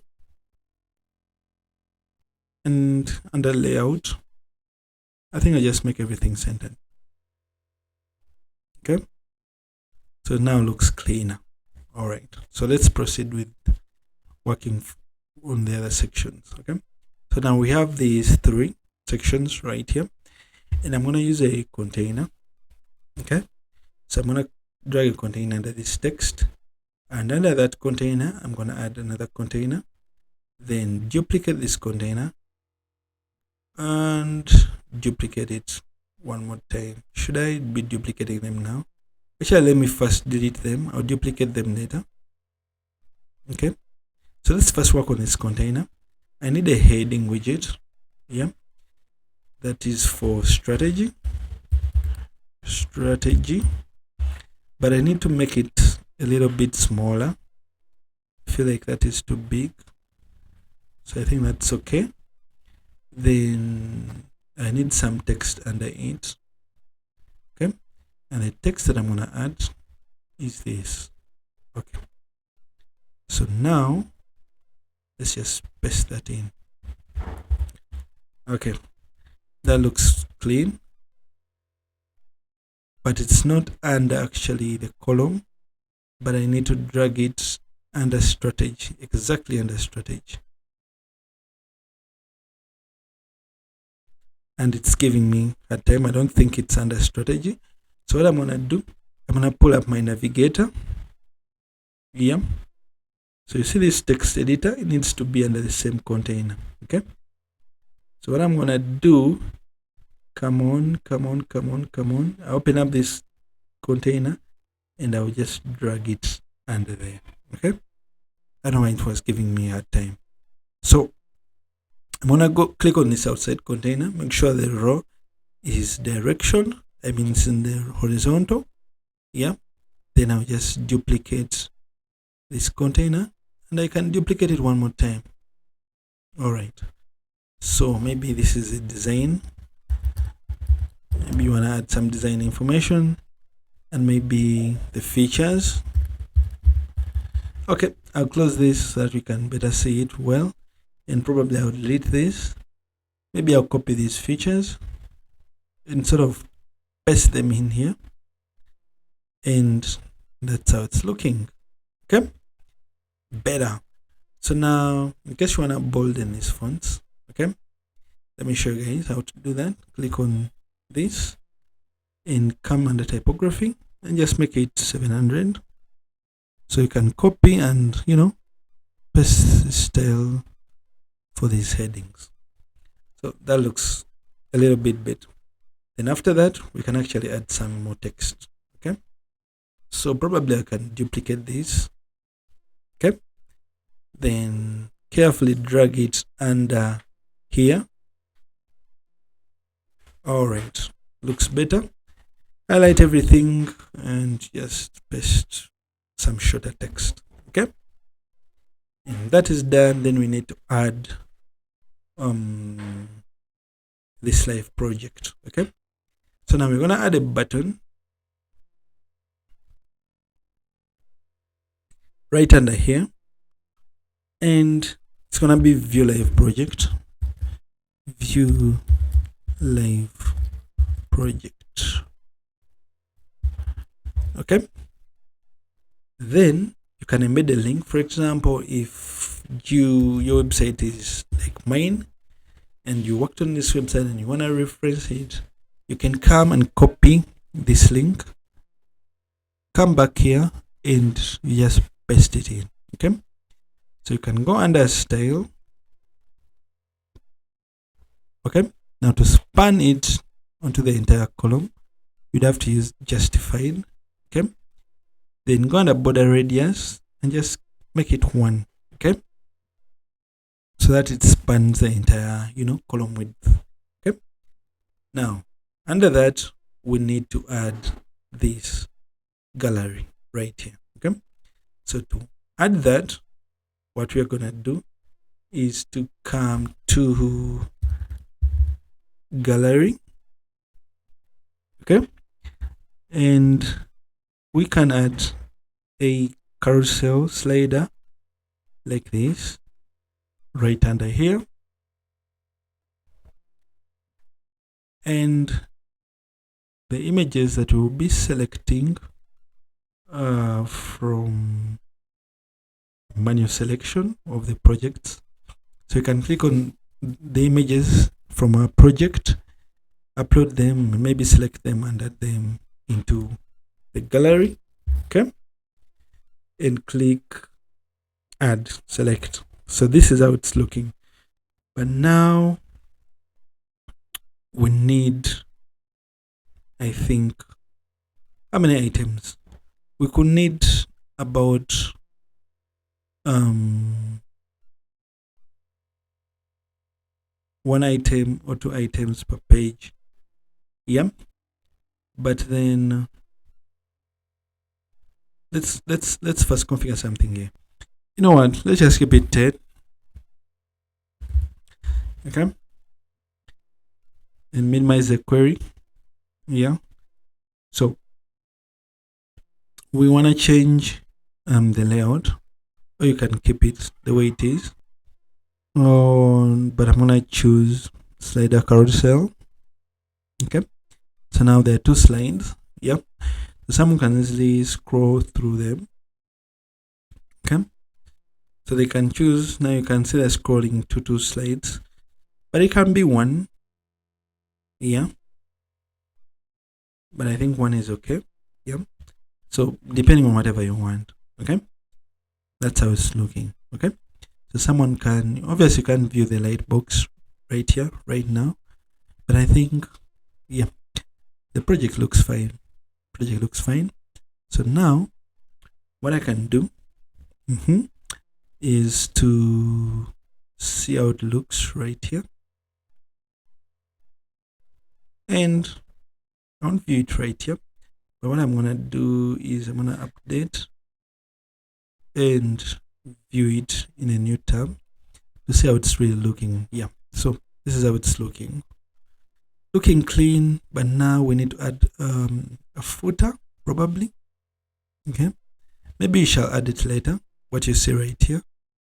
Okay, we'll add it later after we've created it for the main page. We'll come back and add it in this template.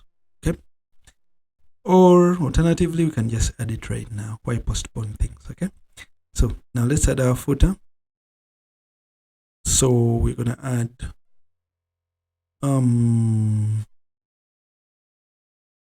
a row facing downwards. I don't know why it's behaving like this, but let me just update it, probably refresh it, and let's scroll down again. All right, so we have everything now looking fine, and what we are gonna do, we're gonna add a divider, but first let's add some padding to the top, or a margin. Padding or margin would do of 70. Yeah, so under here we add a divider. You guys remember the divider color, so under style we add the divider color. Then below the divider we add another column. Okay, and inside this column let's add another column. Okay, or alternatively we may not need to add another column, but what we can do is that we can add some text. Yeah, for example, I'll delete that. We can use a heading or a text widget. So probably let me delete this, and this can be sort of like a copyright. Yeah, so 2024 created by Enoch. All right, so that looks just fine. Then what we are gonna do next is that we are gonna add some social icons, but since we already have these up here, you can copy them and just paste them under here. So now we can click on this container right here and make sure the redirection is turned on, and justify content. No, I'll first remove that. I want it centered. Then I can say space between, I can say space around, space evenly, but I think space around could work best for this case. And this is how it's looking. Okay, that's how our footer is looking. Okay, so now when I check out this, I'm gonna click on this, go ahead and advance and turn off the padding. Okay, and come to this section right here and also turn off the padding, and come to the divider and turn down sort of the gap. Okay, so when I publish that, it should look fine, and when I view it, it's looking really nice. Okay, It's just that we need some space to the bottom. Yeah, I don't know why I removed that padding, but let's apply some space to the bottom of, let's say, 30 pixels. Update that, and let's take a look at how it's looking. Yeah, looks better. So now let's take a look at the mobile view, how everything is looking, and this is looking nice. Project details is fine, but I need to remove these paddings that we've added. So click on this section right here, come on advanced, and remove that padding. Okay, and that looks nice, that looks nice. So I'll remove this padding also, and advanced, and link those values. That looks nice.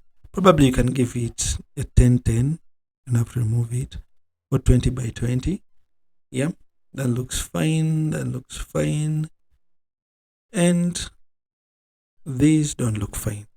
Okay, so on mobile, for the layout, I want it to display one column or two. I think it should be one. Yeah, like that. Yeah, I think that's better. And the footer looks fine. Okay, so I update that. And when you take a look at the tablet just doesn't look right also. But what I'm gonna do is I'm gonna unlink this, and looks fine now. The text looks fine right here, but I think I also need to unlink this and just give it like 20 pixels to the left and to the right. Okay, everything just looks fine. Okay, so update that, and once it's updated, this is how our portfolio page for one item is looking like. So one important thing to do is that we may need to apply this footer on our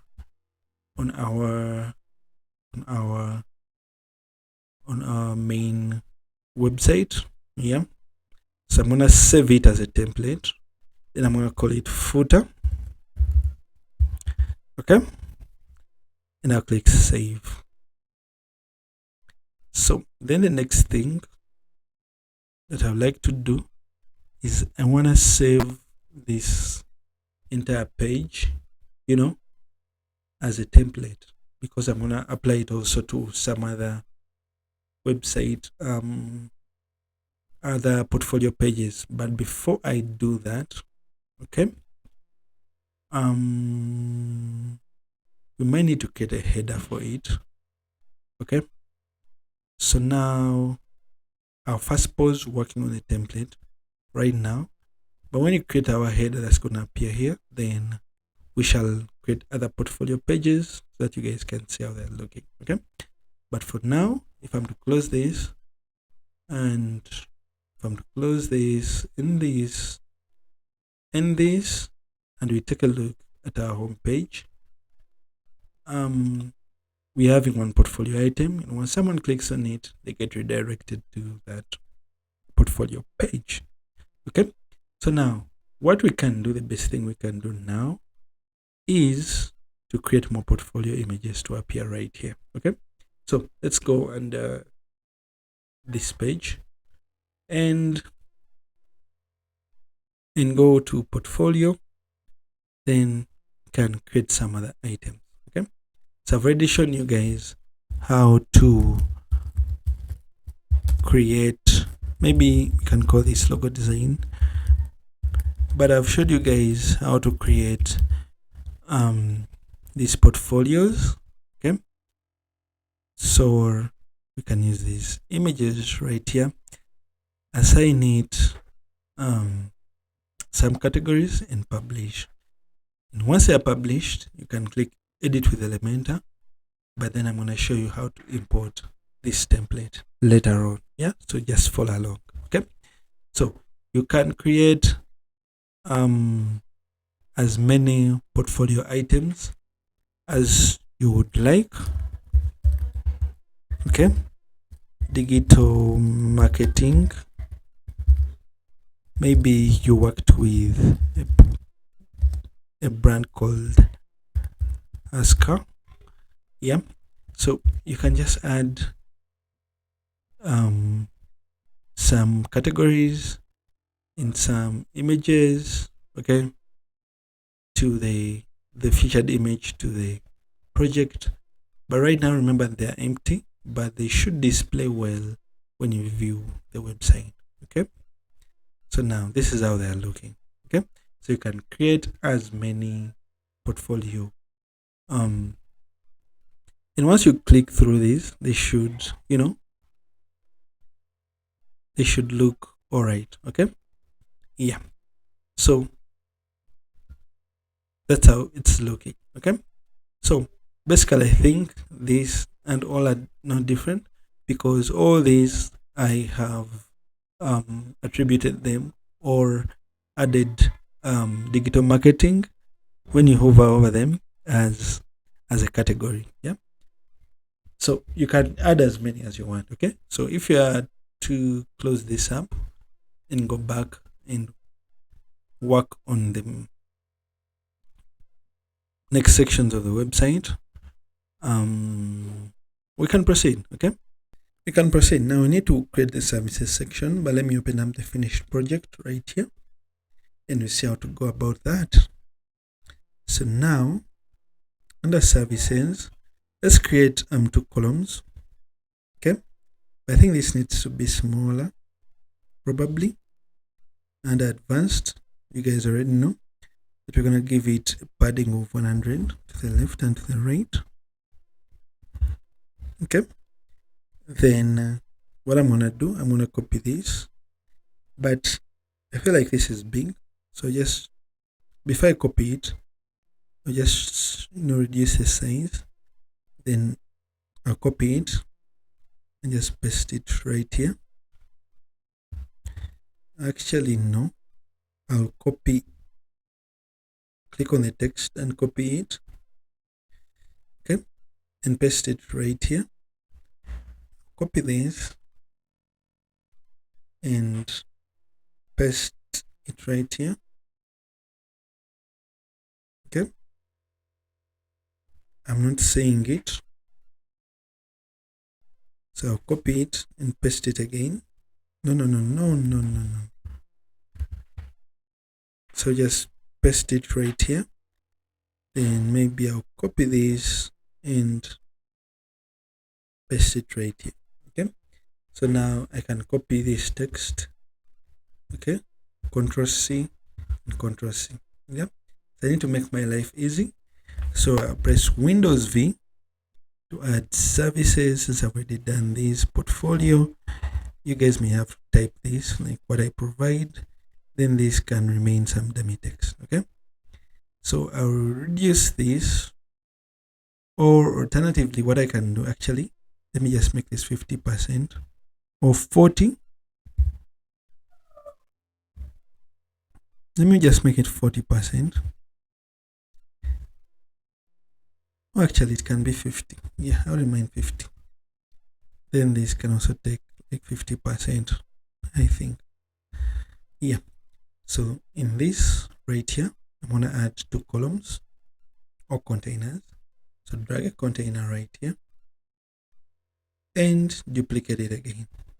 Okay, so once you click on this outside container, just make sure the row direction is horizontal. Then what we're going to do is that we're going to add a flip box. Okay, so once you add a flip box like this, okay, we are going to add some content the way you see it right. Okay, so let's see if we can change this icon to maybe check, because the check mark that we want, we can use this icon right here.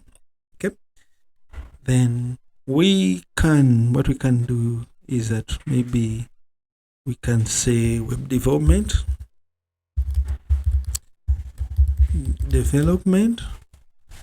that's looking fine, and we can add in some content, for example, about web development, describe the service, Then, okay, what we're gonna do is that we're gonna trigger the back design. Can also have maybe expert consultancy. Then we add in some text. So when someone hovers, text changes like that. Okay. So now let's go to settings, and we can adjust the height to be tall or short like this. But I think 250 pixels is just fine. Because if I do this, I think it looks just fine. So let's go understand. And for the front, we need to change the background color to the black color of the body. Okay. Then what we're gonna do, we're gonna reduce the padding, sort of, and let's just keep it 15, I think, so they can be left aligned. Yeah. Then the icon can be, let's see, let's choose a random color of like, no, I don't like that. Let's make it purple. And just copy this code because you're going to use it for the back also. And the font size can be small like this. So still the title and the title of the typography. You can make this big or small. Okay. And we can make it the font type to be my chroma. Okay. Then can also be green, I think. Should it be green? Let me see what we're having here. No, it's actually not green. It's just fine the way it is.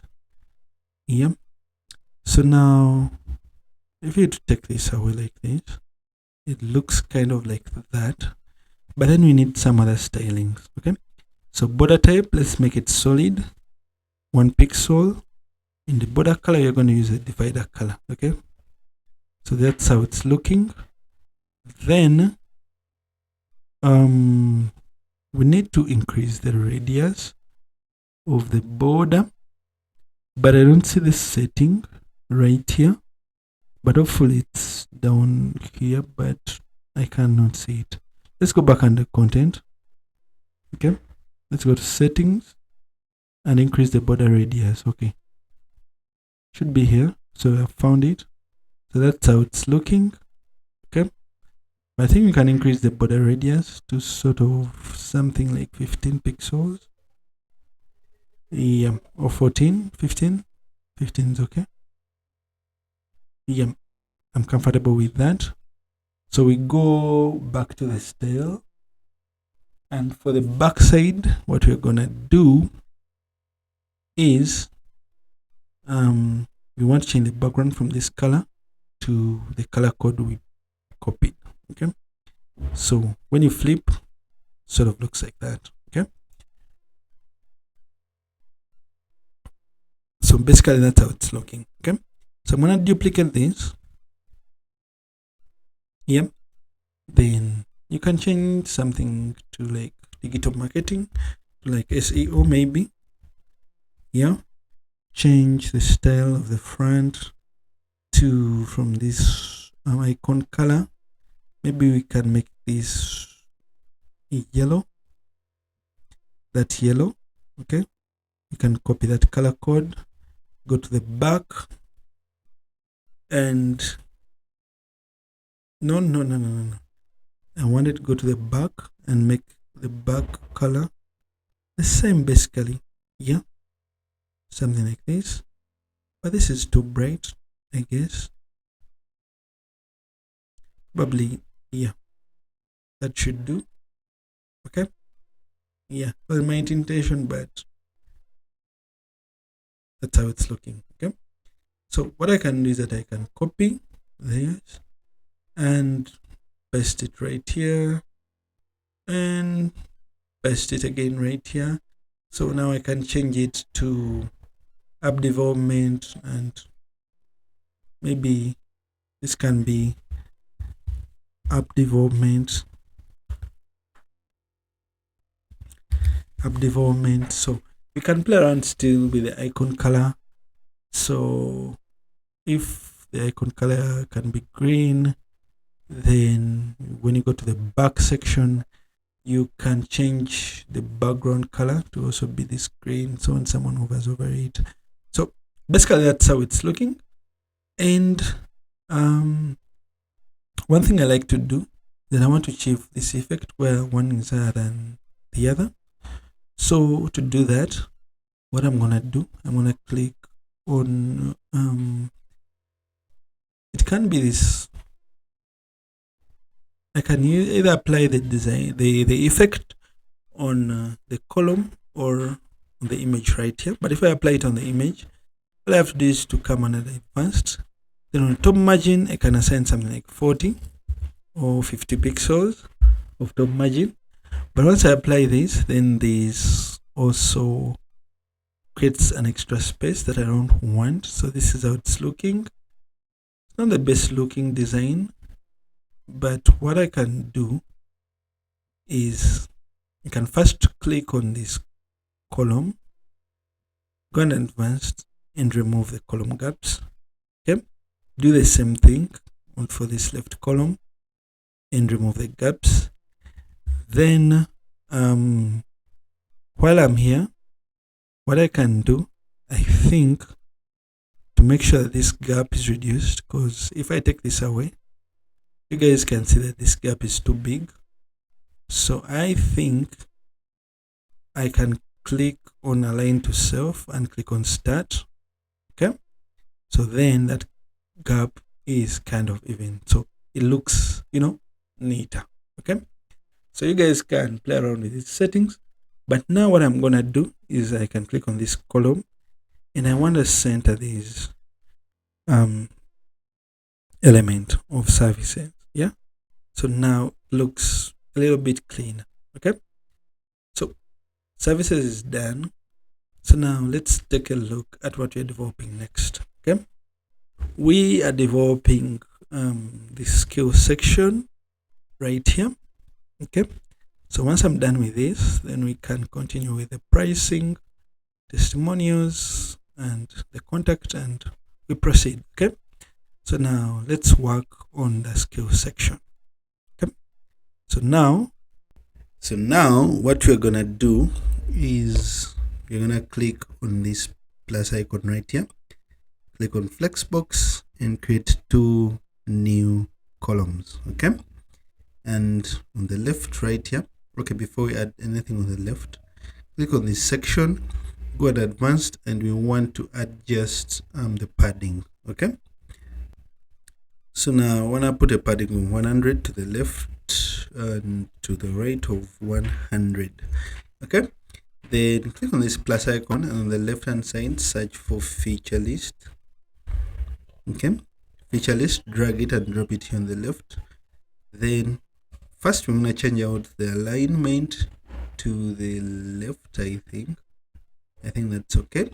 It's looking all right. I mean to the right. Yeah, that's all right. Then the vertical alignment, I'm gonna, I think, keep it to the middle, and I think the image resolution can be medium.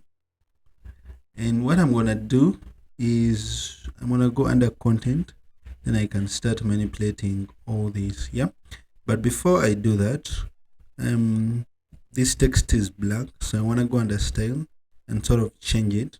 Okay, so under title and description, I want to change this to white. Yeah, so I click on this, I can change it from here to white, or I can choose this white right over here. Okay, then what I'm gonna do next, I want to change the typography to the font that we have been using, which is my Chroma. Okay, and I also want to change the text color of the description to this text color that we had saved. Now the typography for the text color can be let's see, railway, and that's how it's looking. Okay, so now we can go back. No, actually we can go under line, then we make this line color to green, and the width should be 1. Okay, I think that's looking good. Then we can come under media and change the background to green. I think that looks just fine. I think we can leave this purple. It's okay. And I want to reduce the icon size first to something like 15. Then also reduce the box size to something like 35. Okay, 35 is okay, looks just fine for me. Then I can come under content again, under content still right here. I can change these items. Okay, so I can put maybe my skills that I've learned, for example JavaScript, which is a scripting language in web development. You can add skills like let's say we can add WordPress. Okay, we can add maybe digital marketing. Okay,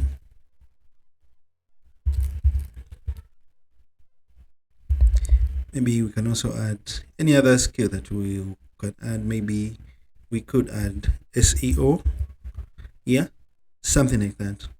Now once that is done, the next thing we're going to be working on, because I think it looks just nice. Okay, next we're going to be working on is something on the column. Okay, so what I need to copy is I'm going to duplicate this. So I'll duplicate it right here.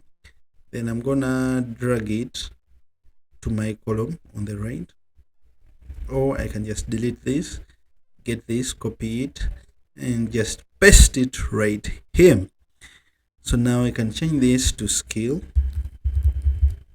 Then I can copy this right here, and I can paste it right here, and I'll say maybe my skills. Okay, then I can also copy this and just write a brief description of my skills or something. Yeah, you get the drill. Yeah, so under that I'm going to add what they call a progress bar. So you search for progress bar on the left right here.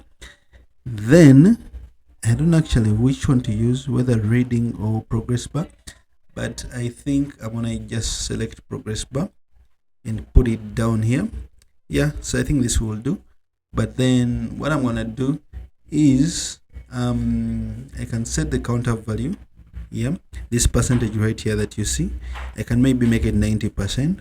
Okay, then the title can be, maybe this is UX UI design,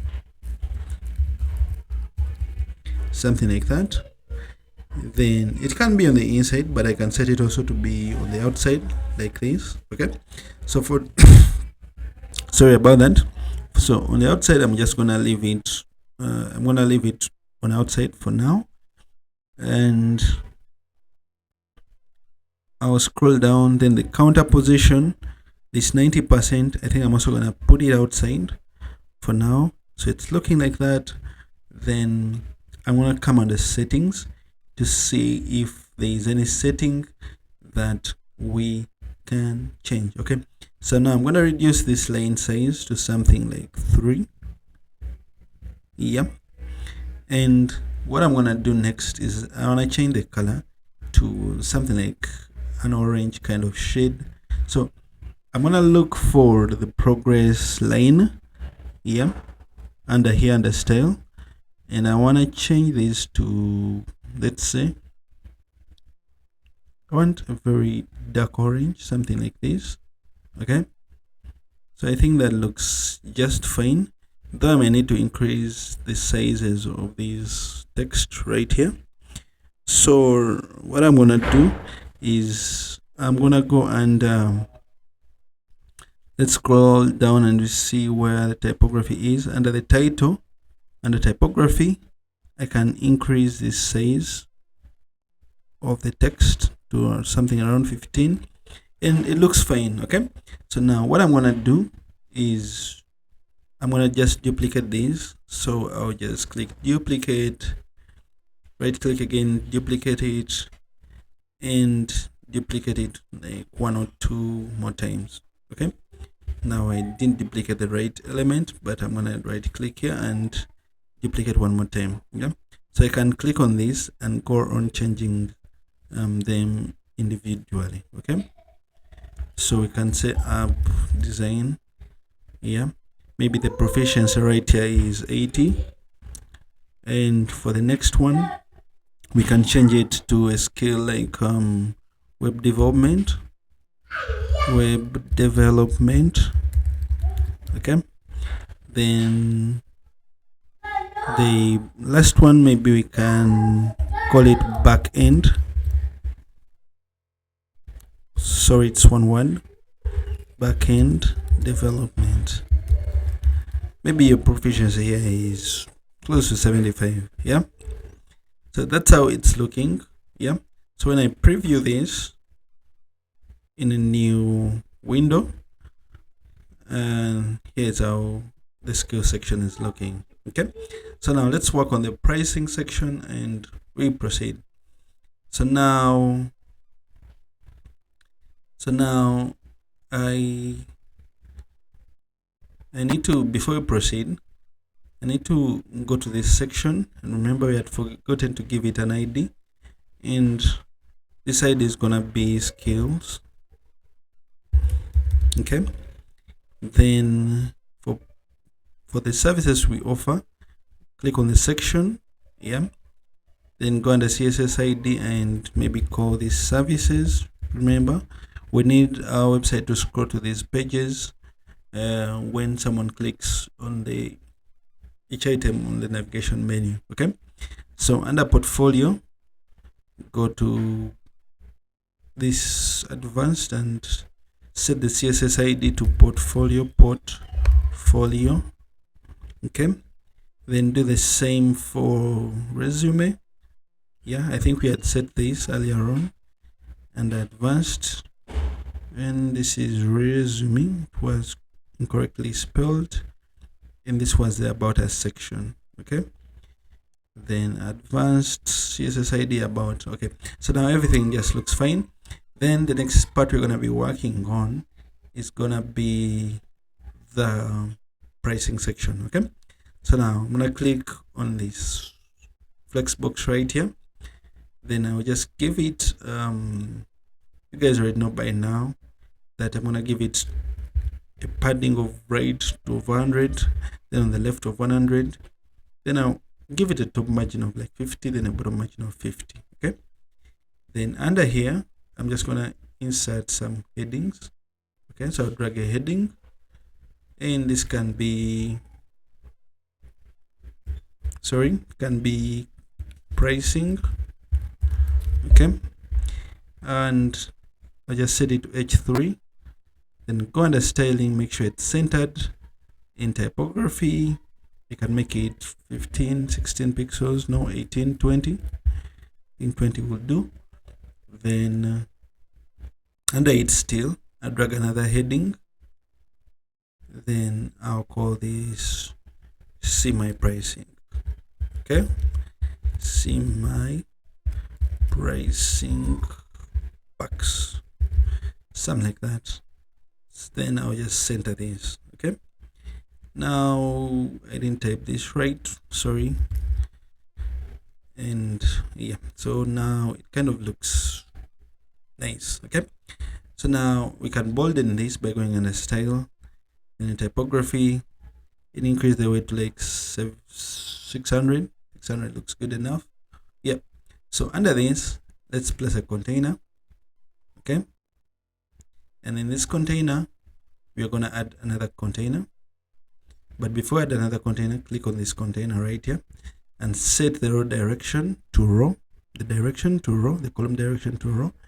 Then click on this menu right here, then add in some columns. Okay, so when you duplicate these columns like this, elements are gonna be,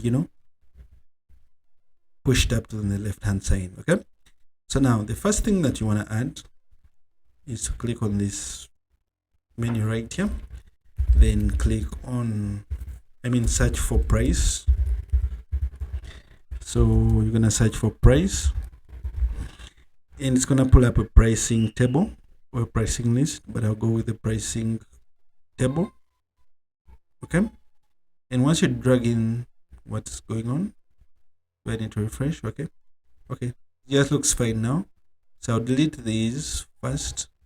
I'll delete one of these columns so that I can see everything that I'm working with now.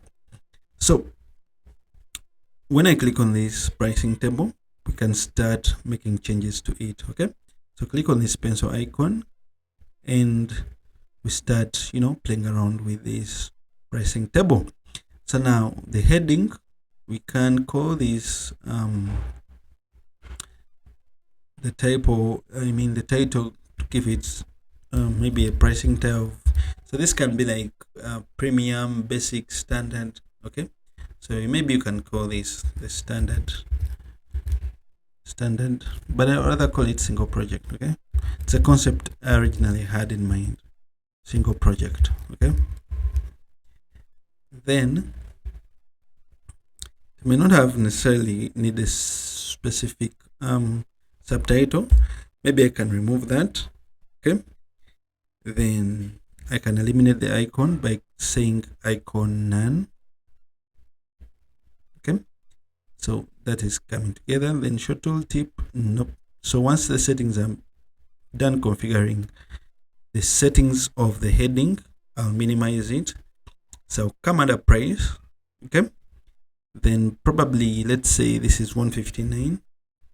Yeah, or you can set the sub price too, but it's basically saying that it's 159.9. okay, or it can be 149.99. okay, so that is what basically you're trying to convey here. So you can trigger on a sale if it's on sale or if it's not on sale.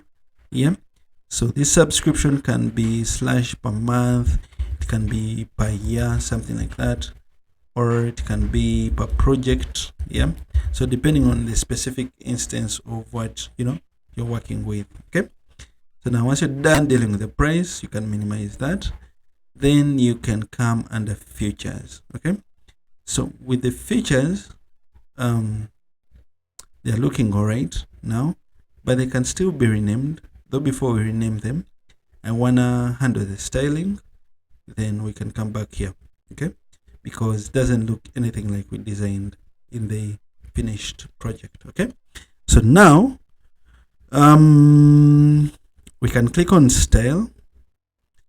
Then for the background type of the heading, click on this color and use this down wheel and slide it all the way down, okay, to make it transparent. Now once that is done, still go to the heading again, okay, and scroll to title, change the title color to something like white. Once you're done, below it, go to typography and change the typography to Microma, the font that we are using. Okay, and you can increase or reduce the font size, but I think that's all right. Then once that is done, remember we remove the subtitle and remove the icon, so nothing is important there. So once you're done with the heading, minimize it, and now come and edit the pricing section. Click on the background type, click on this blue shade, the downer color wheel, make it transparent, okay, by dragging down the downer wheel.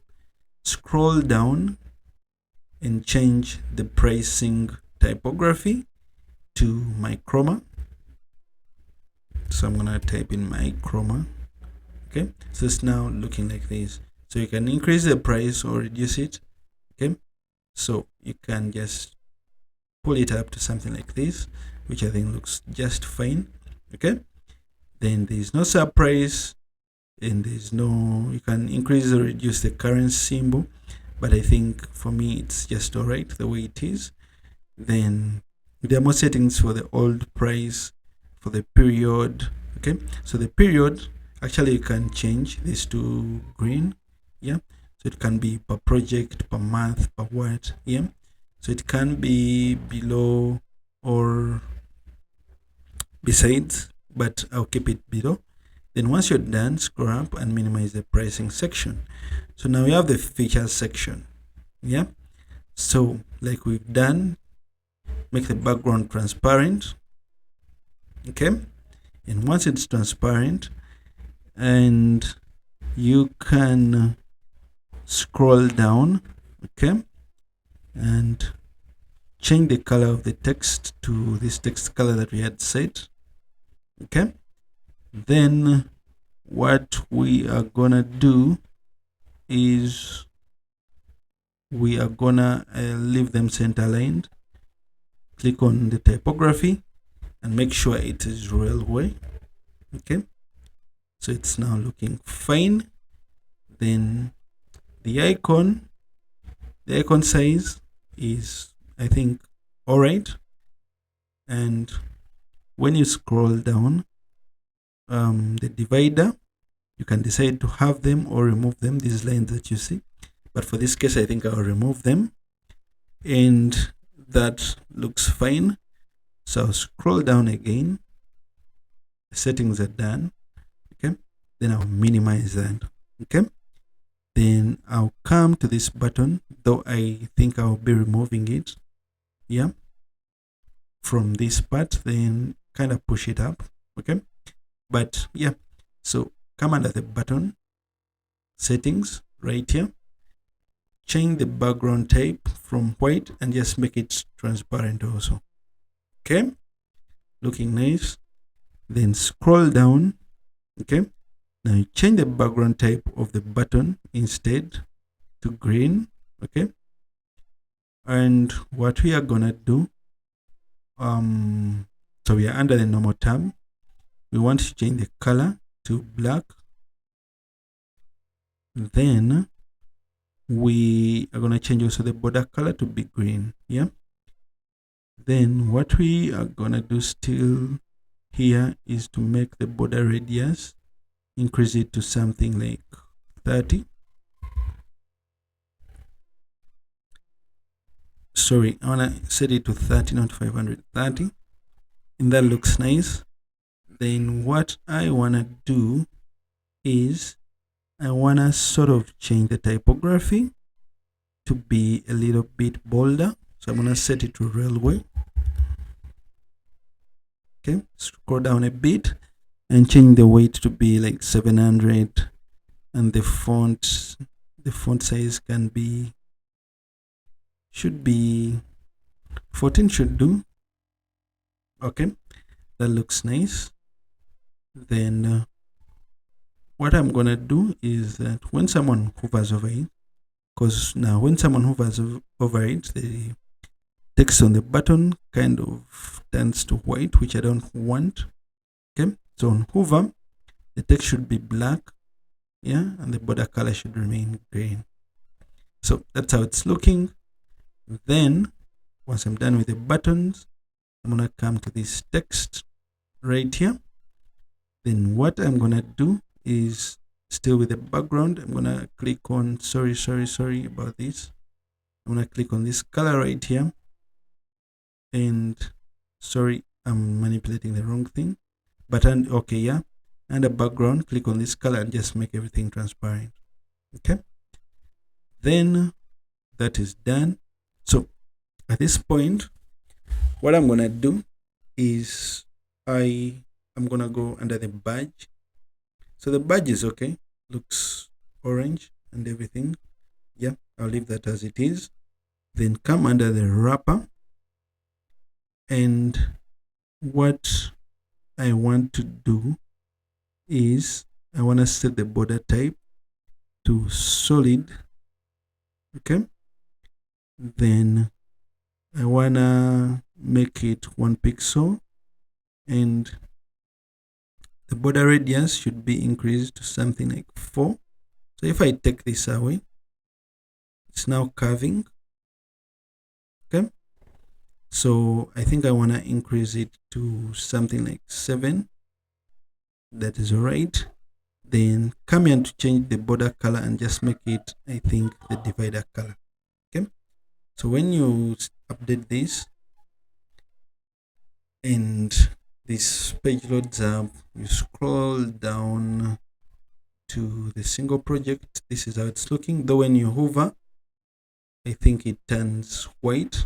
Okay, so what we can do is that when you hover over the wrapper, the border color should change to green. Okay, so we update that and come back to our website, scroll down, and what you'll find is that when someone hovers over it, it changes to white. Okay, so now we are done, but let's go back to the content and make some customizations. Okay, so now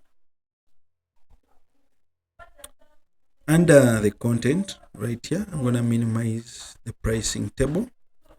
Sorry, I'm going to go to the pricing table and open it up. And what I'm going to do is for each feature right here, for example, this first one that is cancelled, I think I'm just going to delete it and delete it. Okay, so you can add some features. For example, if I open this up, maybe this can be mobile responsive.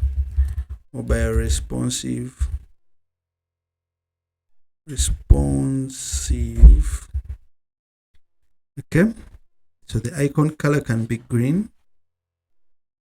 Then you can go below this other feature, maybe this has security updates, this package updates. Go to the next feature, maybe we can say that this has e-commerce. Yeah, has some e-commerce features. Then lastly, maybe it has some SEO and analytics.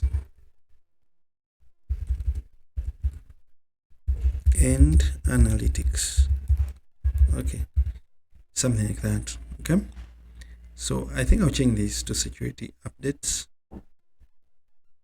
They look great, but yeah, so here it's how it's looking. Okay, so now one last thing I want to do is that I want to drag this text, this button, and just place it under price.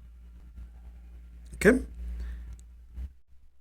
sorry, should be under price, but it's under a certain feature that I don't understand. Okay, yeah, it's under price now, and I want to edit it to say purchase now.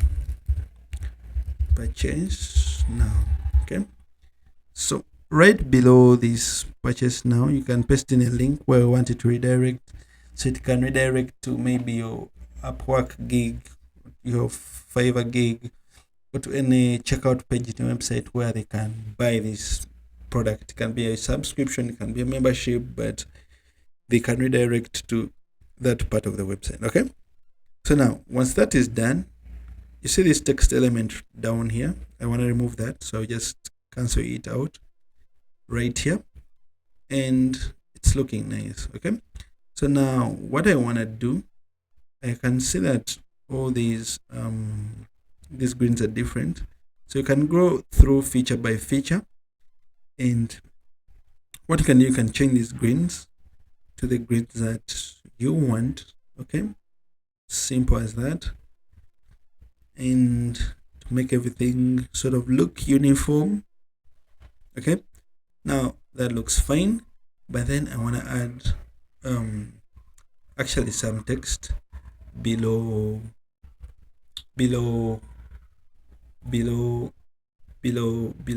this part right here. Okay, so now for me to do that, I'm going to click on add item, and this time around it's going to be text. Okay, so the text I want to put under there should be somehow a little bit short, but you can just paste it in right here. Okay, so it's looking like that, but then what I'm going to do is that I'm going to drag it and just place it under price. Okay, so now it's looking like that, and what I'm going to do is I'm going to come to under style, and I don't know where this background is coming from, but I don't like it, so let me go to text. Okay, make sure the background is turned all the way down here, the transparency, so it has gone now, and I'm happy with that. Then come back under content and we add a few things and we finish this off. Okay, so now what we're going to add right here, we're going to add just 2 dividers. So I'm going to click on add item and change this to divider, and the color that we're going to be using is going to be of the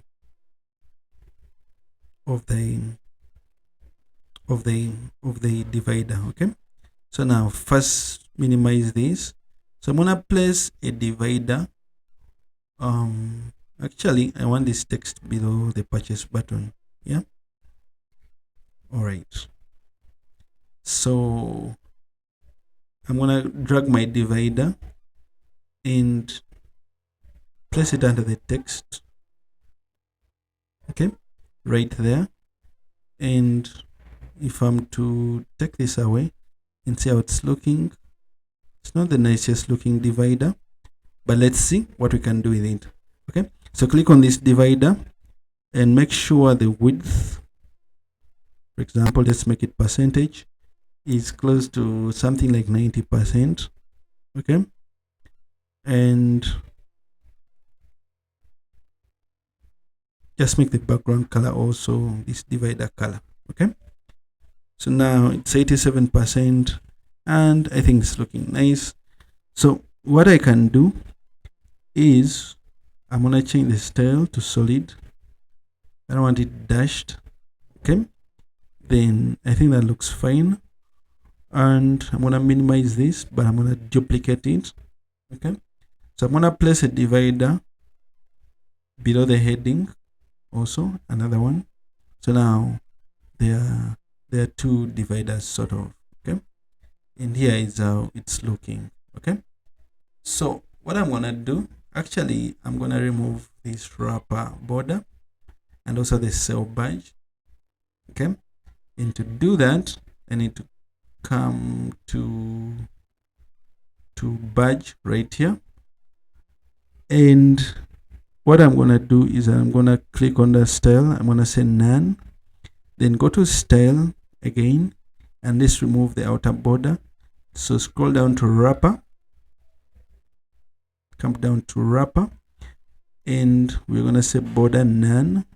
Okay, yeah, and that's how it's looking. Okay, so I'm happy with this.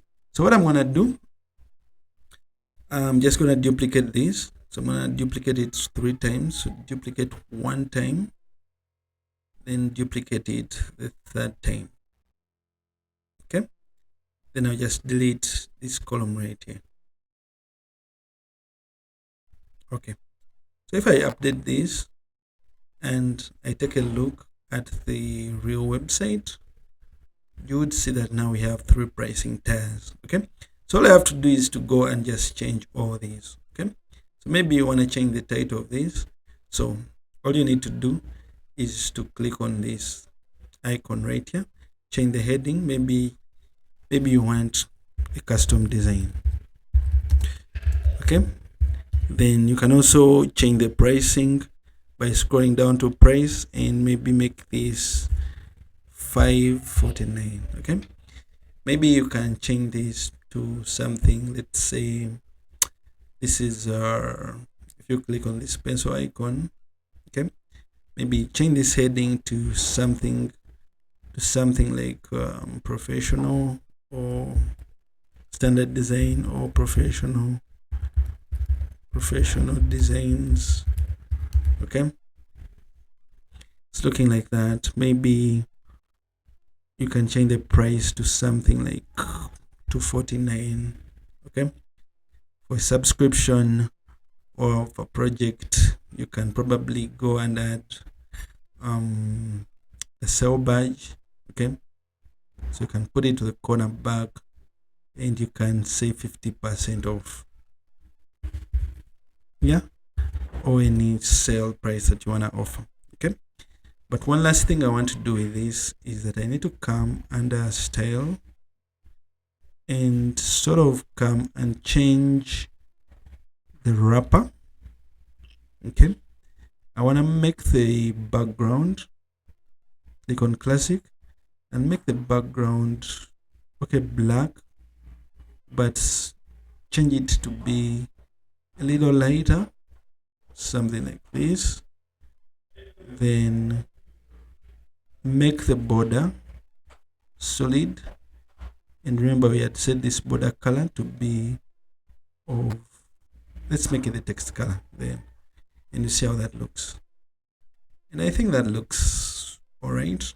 Okay, so everything now looks all right, and we can proceed working on the next section, which is the testimonial. Okay, so to work on the testimonial, I'm gonna do one thing, is to click on this plus icon, select Flexbox, and select this container. And you guys already know by now that when you select a container, you want to give it 100 pixels of padding on the left and on the right. And the first thing I want to do, I want to copy this and paste it right here. So then I'll say this is the testimonial. Okay, so copy this, I just paste it in right here. Say testimonial, then I'll go back up and copy this, paste it, paste it. I need to click somewhere and just paste it right here. And I'm gonna say what people said about me. Now below this is where I'm gonna drag and place my testimonial. But guys, remember we didn't assign an ID to this. Okay, so click on this section and come to CSS ID and add pricing. All right, it's important. So same thing as this, so we can call this testimonial when you click on testimonial, something like that. Okay, so under this, what we are gonna add is what they call a testimonial carousel. Okay, so I'm gonna click on this and say testimonial carousel. So I'm gonna drag it under here. Okay, then the bunch of carousels or a bunch of testimonials. But to do this somehow a little bit fast, what we are gonna do is we are gonna first look at the settings. Okay, so when someone clicks how many slides you want to scroll, you can scroll one, for example, like this. So once one slide moves, okay, instead of 2 or 3 moving, then navigation can be on, and pagination can be on, the infinite loop can be on, and the animation can be, the effect can be slide, and you can change the icon style, but I'm not going to tamper with this, okay, because we really need to work fast. So now what we need to do is to come to items and start making these changes. Okay, so now we can say, if someone said maybe if someone is called John Doe, maybe the Sony of a certain company, so you can change and add their name. For example, if they work for such a company, okay, you can add their image, so you can upload the author image. And for this case, let me see if I have some images. Actually don't, but I thought I had them. Let's see what I can upload. I do not have author images, but what I can do is that I can use this dude right here and upload that image.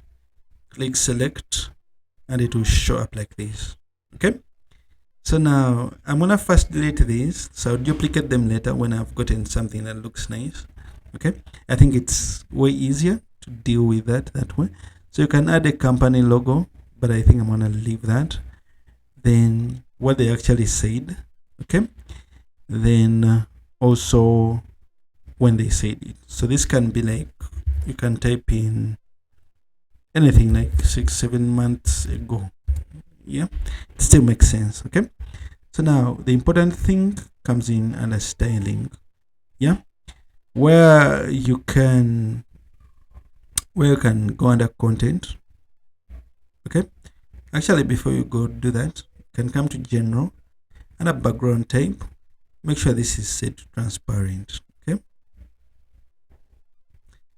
leave general, come to content, and click on background type. From white, just make sure this is all transparent. Okay, then scroll down. Okay, and change the triangle color. Do we need it really? Okay, we might just make as well as make it green. Okay, but you can also turn it off. Okay, so I think I'll just turn it off.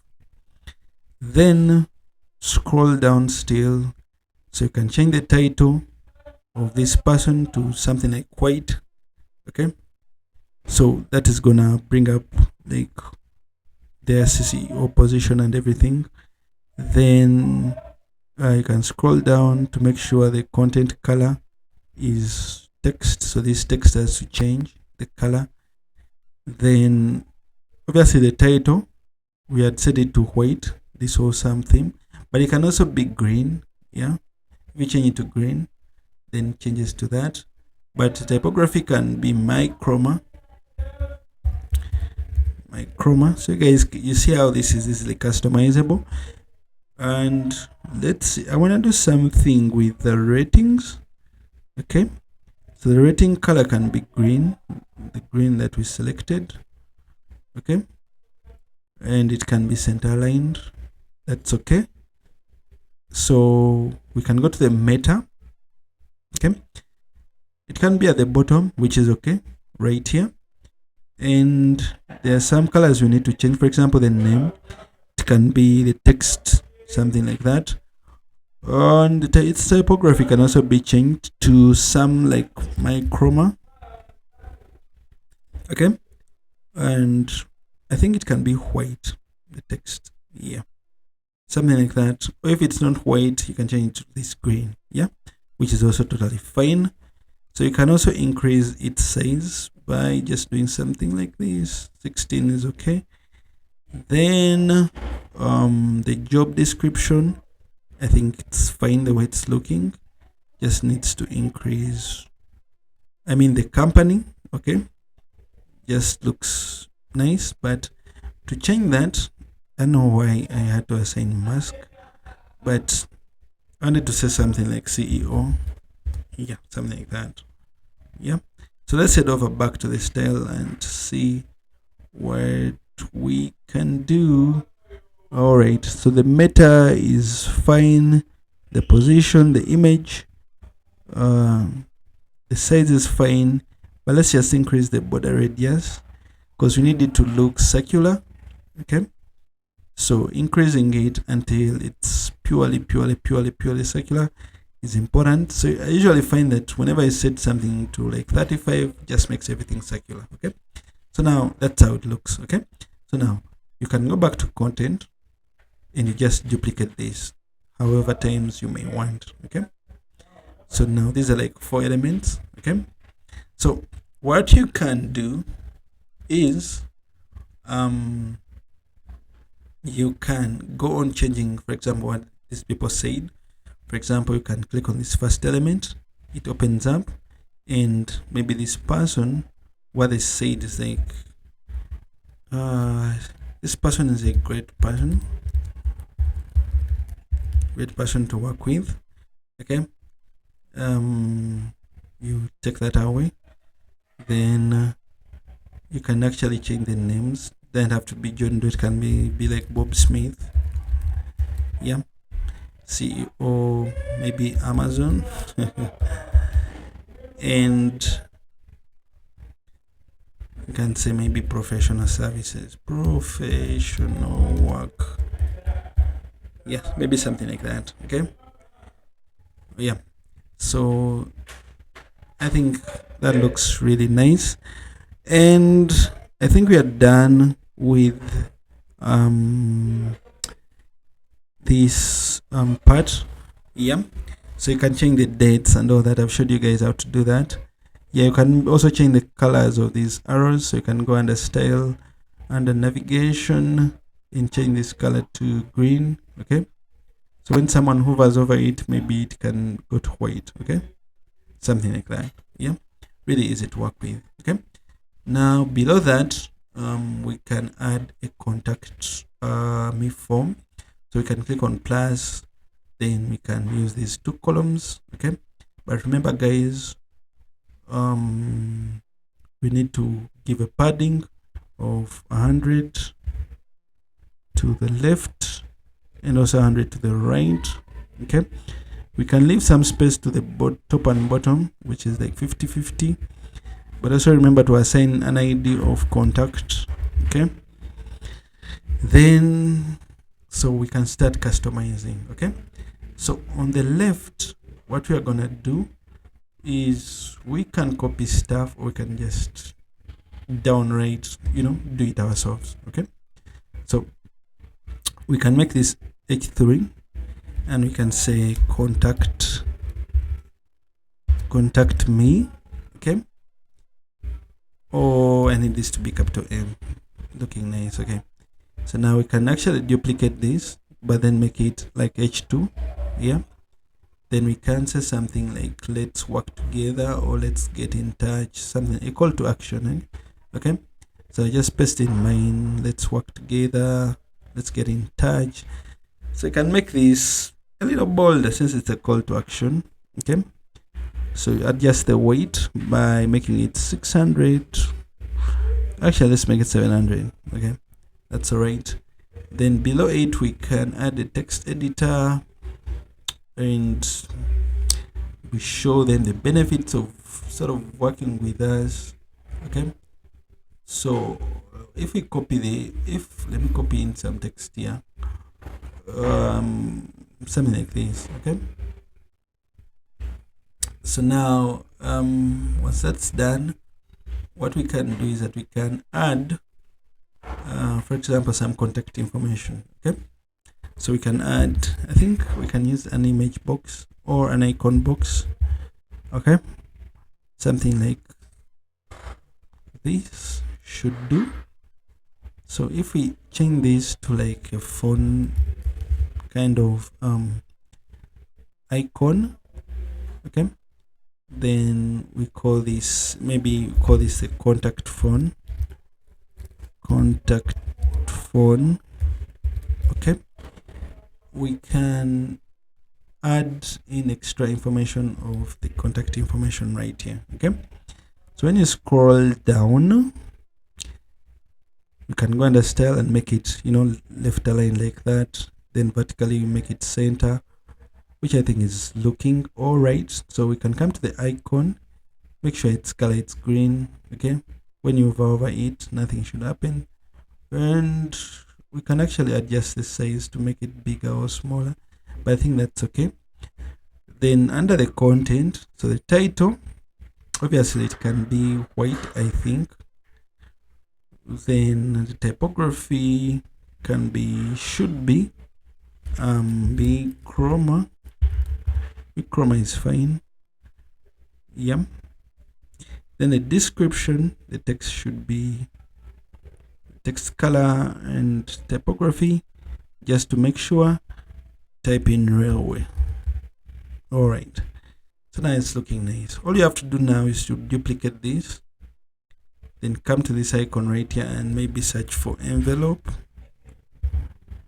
So this can act as our mail, so you can change this to office mail.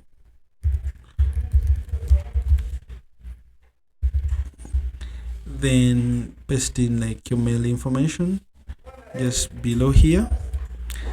Then on the right, what we can do is that so let's add a contact form on the right. So by clicking this plus icon, you can just add a form, and it'll open up a form builder right here.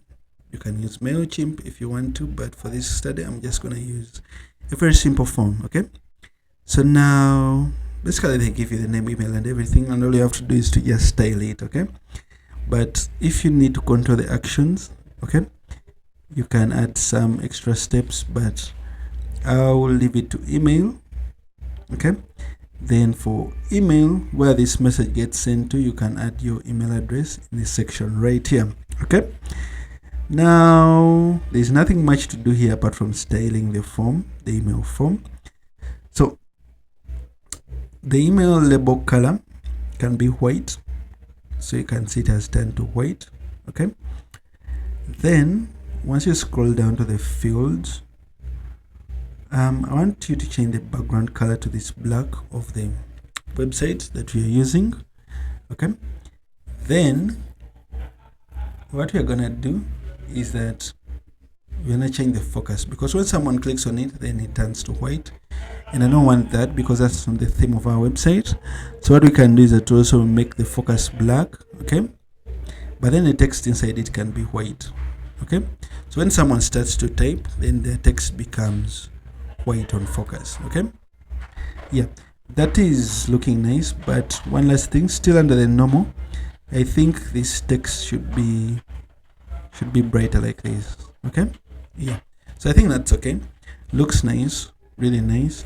Then the error messages, red is fine. Okay, so when you scroll down, you can come to buttons and just make this really green. Okay, and when someone hovers over it, I think the text color should be black, but the background should remain green. Okay, still here also the text color should be black.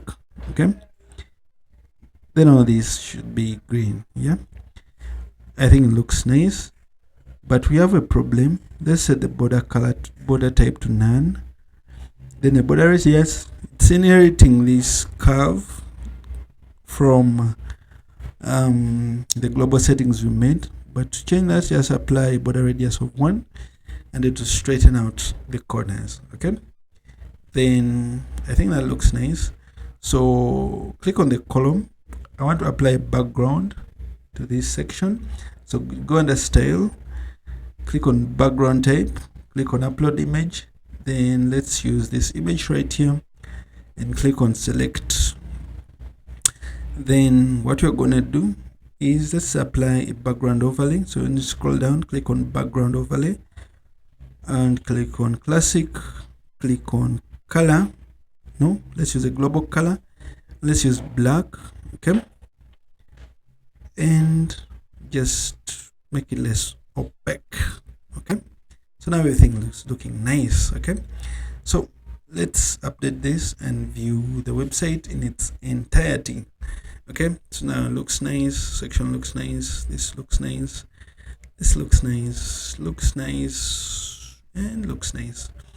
One last thing is that we need to add a footer. Okay, so remember you already created a footer, so I'm just going to import that template. So click on this section right here, click on templates, and if it does this, just click on this refresh. Okay, because I have my templates and it's saying I haven't saved any templates. Okay, so the footer template is here and I'm gonna import it right now. So now everything looks fine. Okay, so while we are still here, so let it update. So after updating, it's pulling up this stuff right here that I don't want. Okay, so what we're gonna do is click on settings again and just set this to Elementor canvas. Okay, and it should get rid of all that. Okay, all right, so it's now configured. Let's click done. So now we have one less thing left to do, is to add a header menu to our website. So now let's click on this plus icon right here and click on this plus icon still, and let's choose and select Flexbox, and let's use this layout right here. I think it could do the job. Okay, so now remember guys, we need to make sure that this is also like has a padding to the left of like 100 that we've been using, then also on the right of 100. All right, So now on the left, we are going to add an image which is going to be used as our logo. Okay, and select the image. I think let me just use this as our logo, and it should redirect back to the home page. Okay, so once we click, for example, if we type in home, obviously it's gonna pull up the page. Okay, then what we're gonna do is that we are gonna make this, less small. For example, let's go to style and make sure this is in percentage. Okay, and maybe just give it a width of like 25%. Okay, alternatively, you can just make it as big as you need it to be. Okay, so I'll leave it at that for now. Then on the right hand side, I want to add a navigation menu. Okay, so I'm going to tap and drag and add a navigation menu right now. Okay, but so the problem that we're having right now is that we do not have any menus right now. Okay, so the one we're going to use, we need to create a menu. But before we do that, let's just click update and we go back here. Okay, go to the dashboard and let's create a menu. Okay, so now when we go under, let's go back and see the item we chose. Okay, it's okay.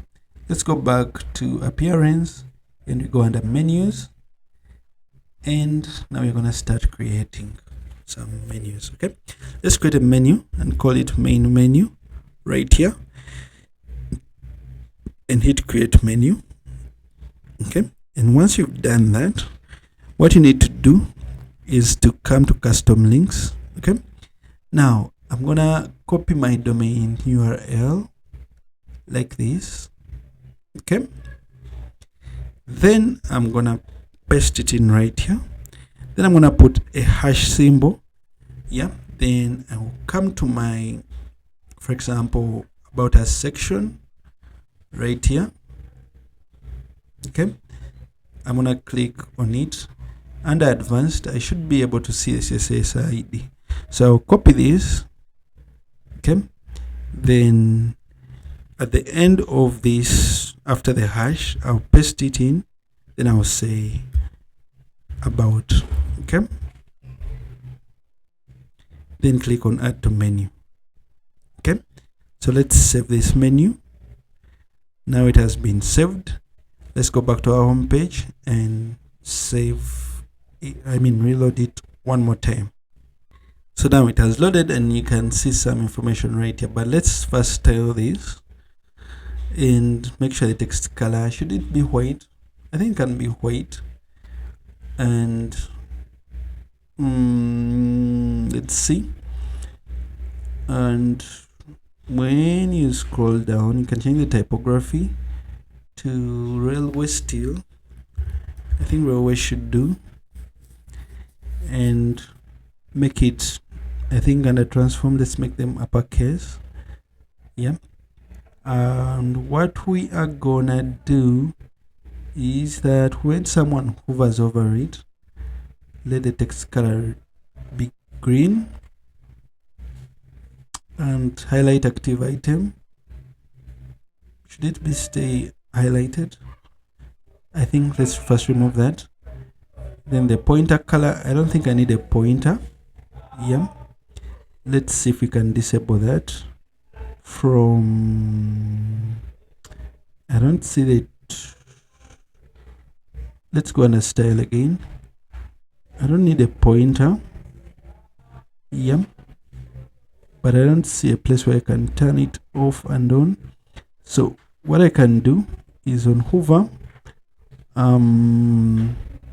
let's just make the pointer transparent. Okay, so once someone hovers over it, then it just stays the way it is right here. Okay, so let's first click update and we preview the changes. So when someone clicks on about, they scroll down to the about us page. Okay, so So let's go back. But one last thing I need to do here is actually add a border to the bottom. So I'll click on this section, come to style, okay, scroll down to border, and let's just make it solid. Okay, then what you're gonna do, unlink these, just apply a solid border only to the bottom, so make it 1 pixel, and let's just make it a color divider color. Okay, so let's click update, and we see how that looks, guys. All right, so I think looks fine. So now the header is too big, okay, and we need to make it sticky. Yeah, but before we do all that, I think let's add the rest of these items and we proceed. All right, so I'm gonna do this again. I'm gonna copy this URL right here, come under custom links. If you have this still open, the menu page, then we paste it right here, put the hash symbol. Then let's see the next section that we can add is we've added the about us. So if you click on this section right here under advanced, you can see that we call this resume. So I'm just gonna go and add resume at the end, hash resume, and I can call it resume, and click add to menu. Then I'm gonna paste in that code again, that URL, and I'm gonna search for portfolio.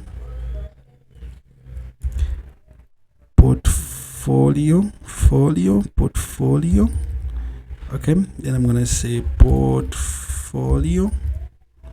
Then I'm gonna add it to the menu. I already do the same thing, put a hash symbol and services. Okay, then I'm gonna add services to the menu. All right, I didn't spell this right. Services to the menu. Then I'm gonna click add. Then I'm gonna add skills. So I'm gonna place in a hash, then skills. Then I'm gonna call this skills. Add to the menu. We're gonna do for a testimonial.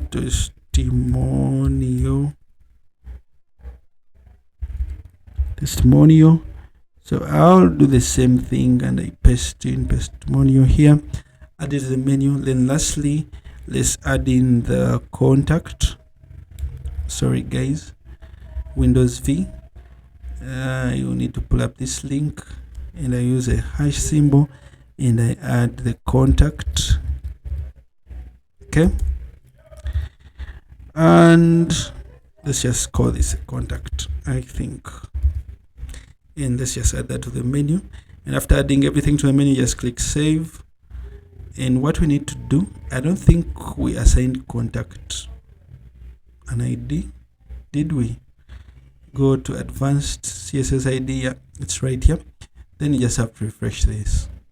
Okay, so now this is how it's looking, guys. Okay, so now we need to play around with this to make sure it looks neat. Okay, so let's come here and refresh our page that you're working on. And what we are gonna do first is we're gonna click on this. Actually, let's click on these columns. This first column, go on advanced and remove the padding. Okay, do the same for this left column. Go on advanced and remove the padding. Okay, click on this image and go under style and make it left aligned like this. Okay, then click on this column again and just drag this column right here so it's not actually increasing. Okay, actually it's affecting this, but I think that's the right size. Click on this column again and drag it to the right like this. Okay, it's still looking like that. But now what we are gonna do is we are gonna go and click on this menu right here, Oh, I clicked on the wrong part, but we can click on this pen icon right here. Okay, then what we are going to do is that we're going to have to reduce on the font size, sort of, to make sure that everything now fits on one line, at least something like, okay, I think I'll increase it from here. All right, so click update, and let's reload this website. All right, it has taken me to the dashboard. Click on it again to visit the website, and that's how it's looking. Okay, so now you see how this is aligned to the top, which I don't like.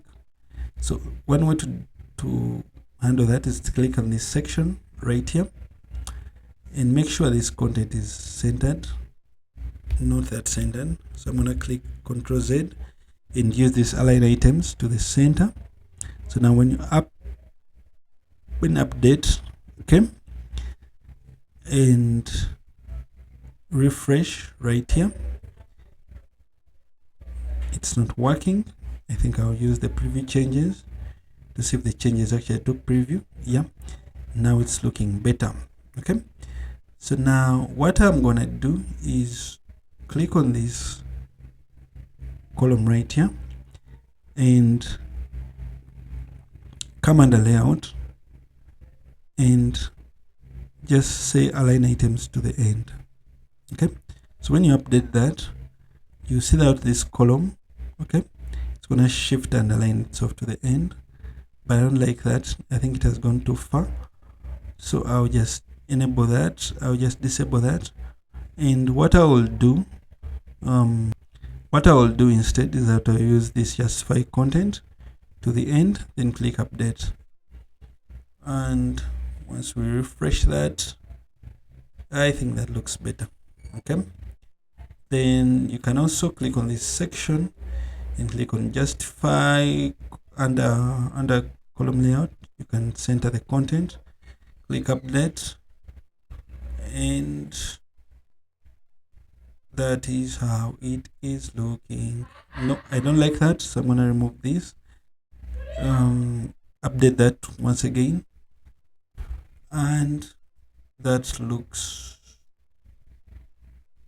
fine, I guess. Okay, so now what I'm gonna do is whenever someone scrolls, I want the header to be sticky to the top. Okay, now to do that, what I'll need to do is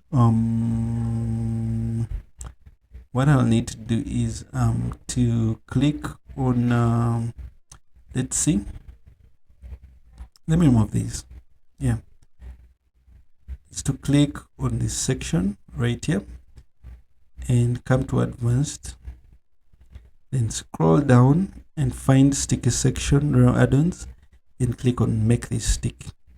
Okay, so when you click on that, then whenever someone starts, for example, if we update that, okay, and this page loads up, whenever someone scrolls, I don't think, okay, it's because now there's a bar here, but let me show you actually in the Elementor editor itself. Okay, so when someone scrolls, then it's gonna be sticky, but you guys can see now the background and everything it's transparent and you can see things under it. Okay, so to help with that, what you're gonna do is to click on this section still, come under background, okay, and just set this background to be same as the body color, okay, which is the no, which is this black color that we had set. Okay, so whenever someone is scrolling, you get past this,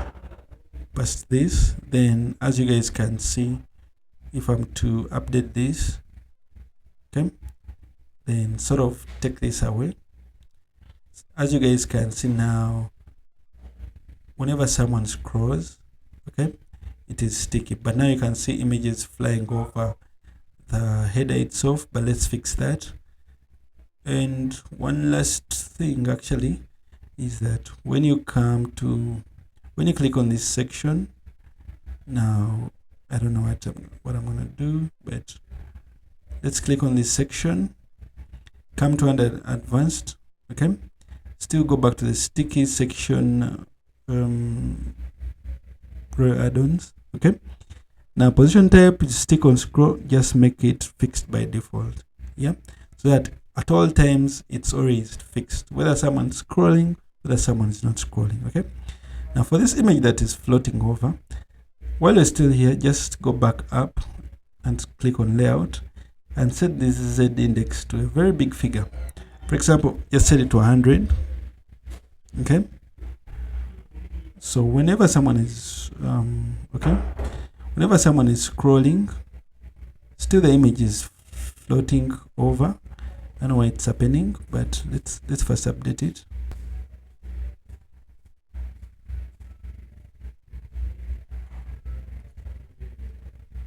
You know what, guys, let's just give it a Z index of 20, okay.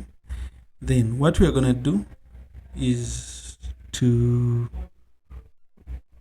come to this image that is floating on the header, click on it, come to advanced and give it a lesser Z index, okay. So the Z index, just give it 1, click update, and what you can see is now everything now works smoothly, everything scrolls under the web page, okay. So now, guys, our website is almost complete, though there's one major thing that we need to do.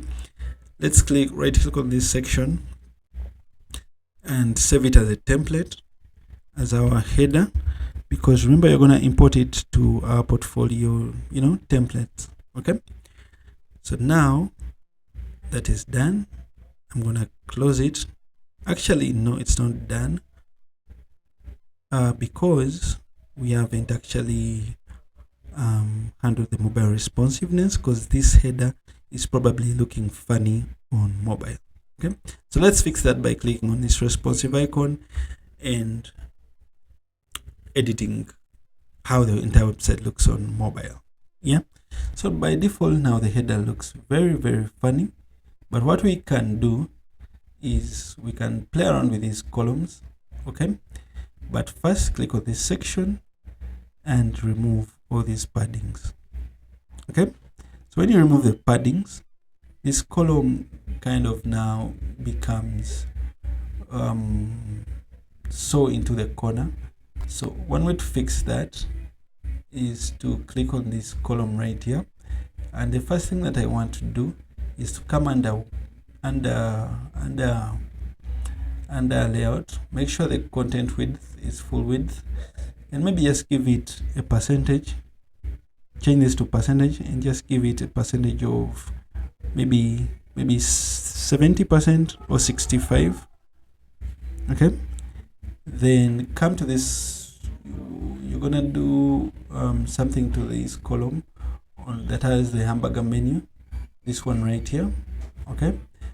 And maybe just give it a column width of like 30%, okay, to match the 65, or you can give it a column of 35, but I think I can do 30 or 35, yeah.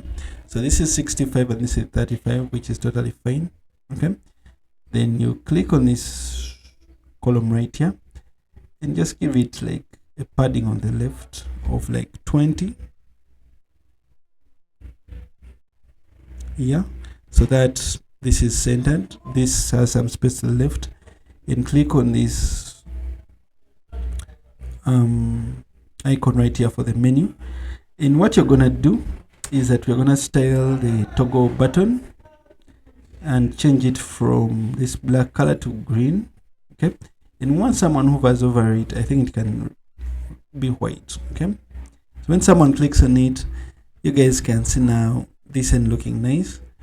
But what we are going to do is under the mobile menu, come change the text color to white and make the background color black, okay.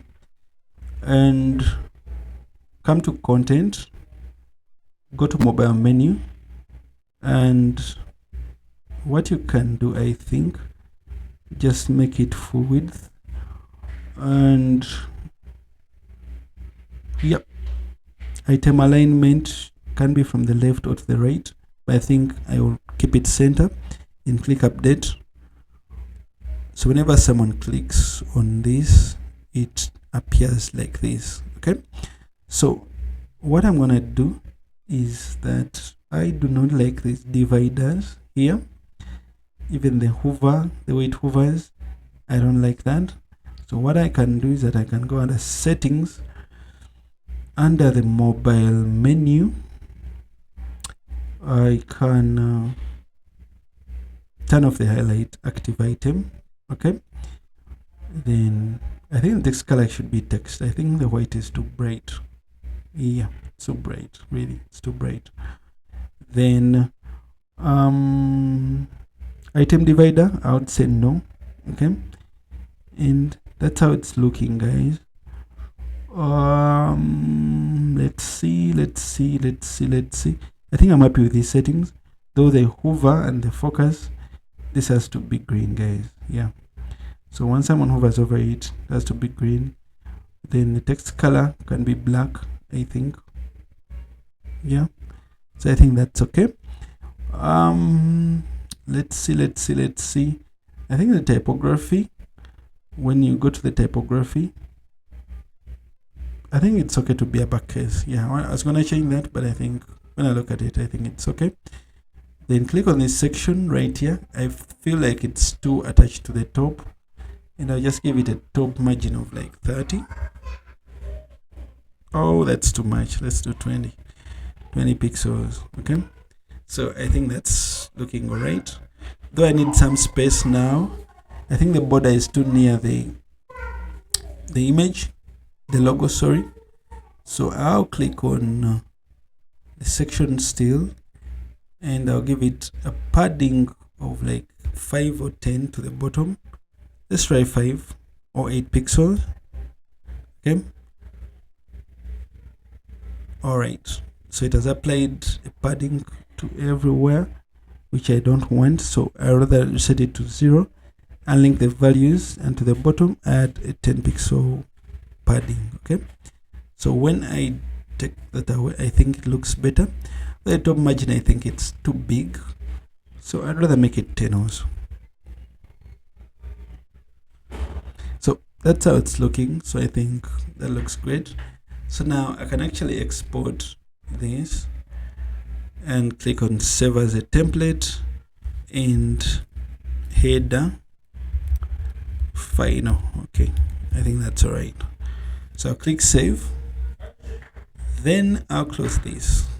So now let's handle this, because this is too cluttered, guys. Yeah, so the first thing I need to do is to click on this section right here and come to advanced and unlink the padding.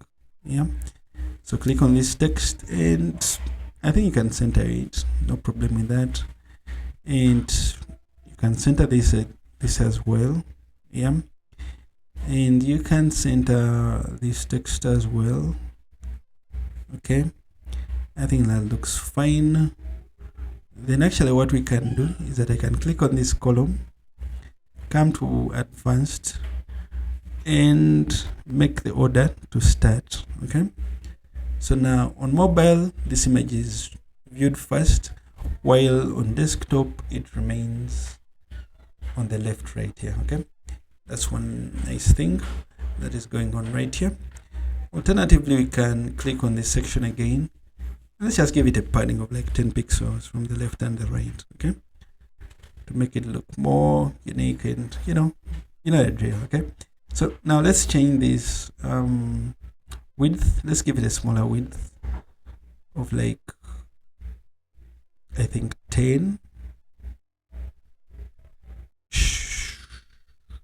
15 should be good enough. So we can actually copy and paste this style right here, and I think that looks just about good enough. And what I can do is that I can click on these images right here once again, and And what I can do, because now even when I reduce or increase, yeah, I need these images on the same line. So what I'm gonna do, let me just turn this to pixels. Okay, then just reduce the pixels them, so reduce it by pixels. Okay, so after doing that, what I can do is that I can copy and just paste this style right here and paste this style right here. Okay, so with this column, what I can do then is that I can easily just center the items, okay, like that. And request call looking nice. These are not looking nice at all, but the problem. Click on this section, go under advanced, and check the styles, and check the padding, and just give it, instead of 100, just give it 10. So that looks nice. So we're gonna do the same thing with this.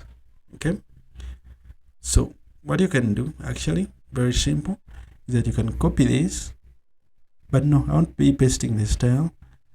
Let's just do it manually, because it might override the CSS ID. Okay, so click on this, go under style, make this 10, and let's make this 10, looking nice. Still will do the same thing here, go under advanced, go under style, and make this 10, make this 10. So now everything just looks clean. We will do the same thing right here, go under advanced, change this to 10, make this 10. The portfolios are looking nice.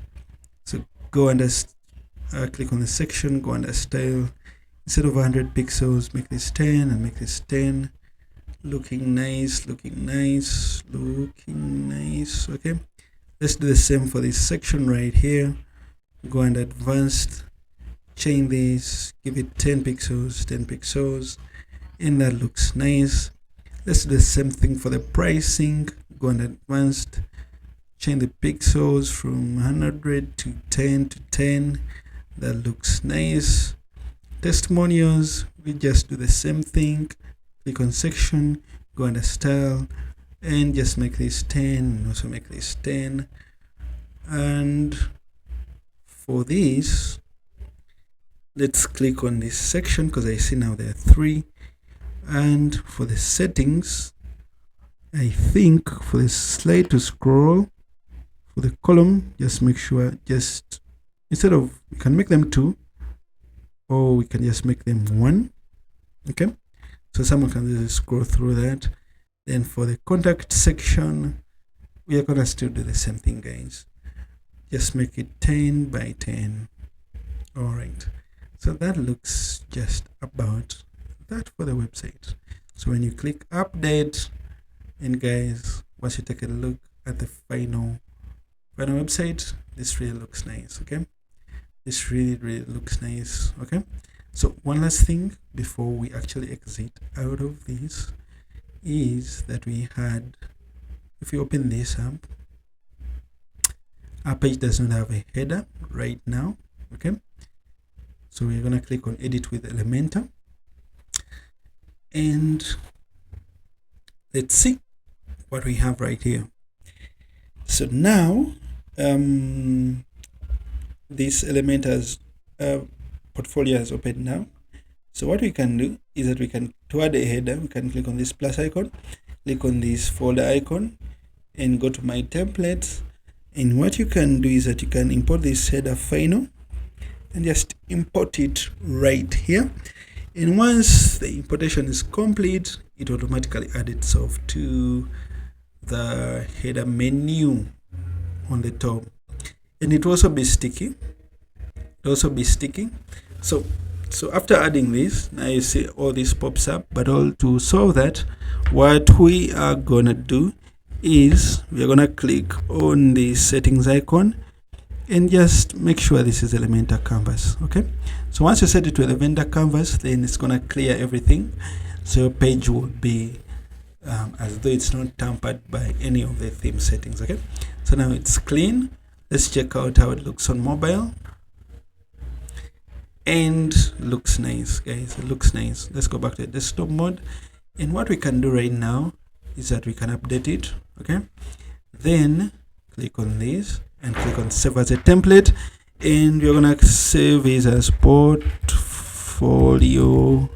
template. So you can really name it anything. Okay, then you can click save, and what you can do is that you can come, for example, if you open up this portfolio template, it's empty. It should be empty because you don't have any content. Okay, so to edit this template, all you have to do is to click on add new item. Now I'm showing you how to create a new template. Okay, or sorry, how to create a new portfolio. Okay, should I do that again, guys? Okay, so I'll close everything else. I also close this. Okay, so let's say this is our home page. Okay, or if you go to our dashboard, or if you go actually to the home page, okay, you realize that, guys, these are only featured images. These are not, these templates don't have any content. So if you open this up, you realize that this is empty. Okay, so to edit this, or in case you're in the back end and you go to portfolio, okay, and when you check out these items, for example, the digital marketing one, and you click on edit, it's empty. It's empty, guys. There is no content in it. Okay, so you guys can see that it's empty. It's empty. There's no whatever. There's no content. Okay, so to do that, to add some content, you just have to click with Elementor. So I'll close this firstly, and so we have one of digital marketing, okay, that we have just opened. So once Elementor opens up, the very first thing actually I would recommend is that you click on this folder icon, go to templates, okay, then import the portfolio template and click on apply.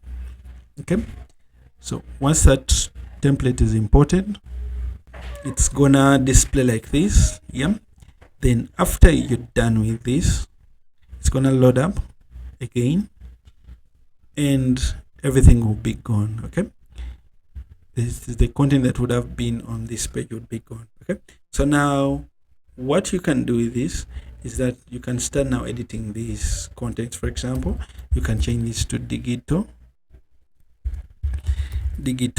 marketing. Okay, then you can change this featured image to something like probably this.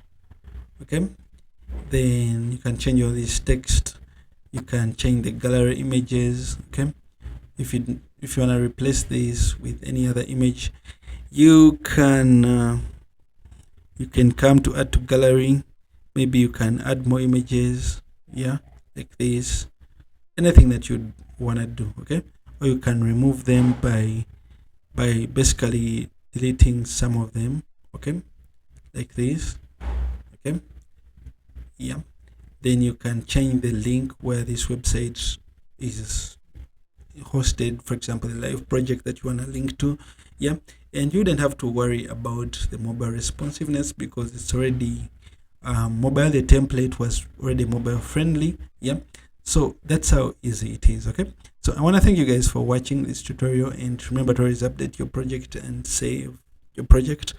And in case you need any help, website design projects, or you have any questions or problems, just leave a comment in the description, below the video, and I'll have it responded to as soon as I can. Okay, take care and like and subscribe to the channel.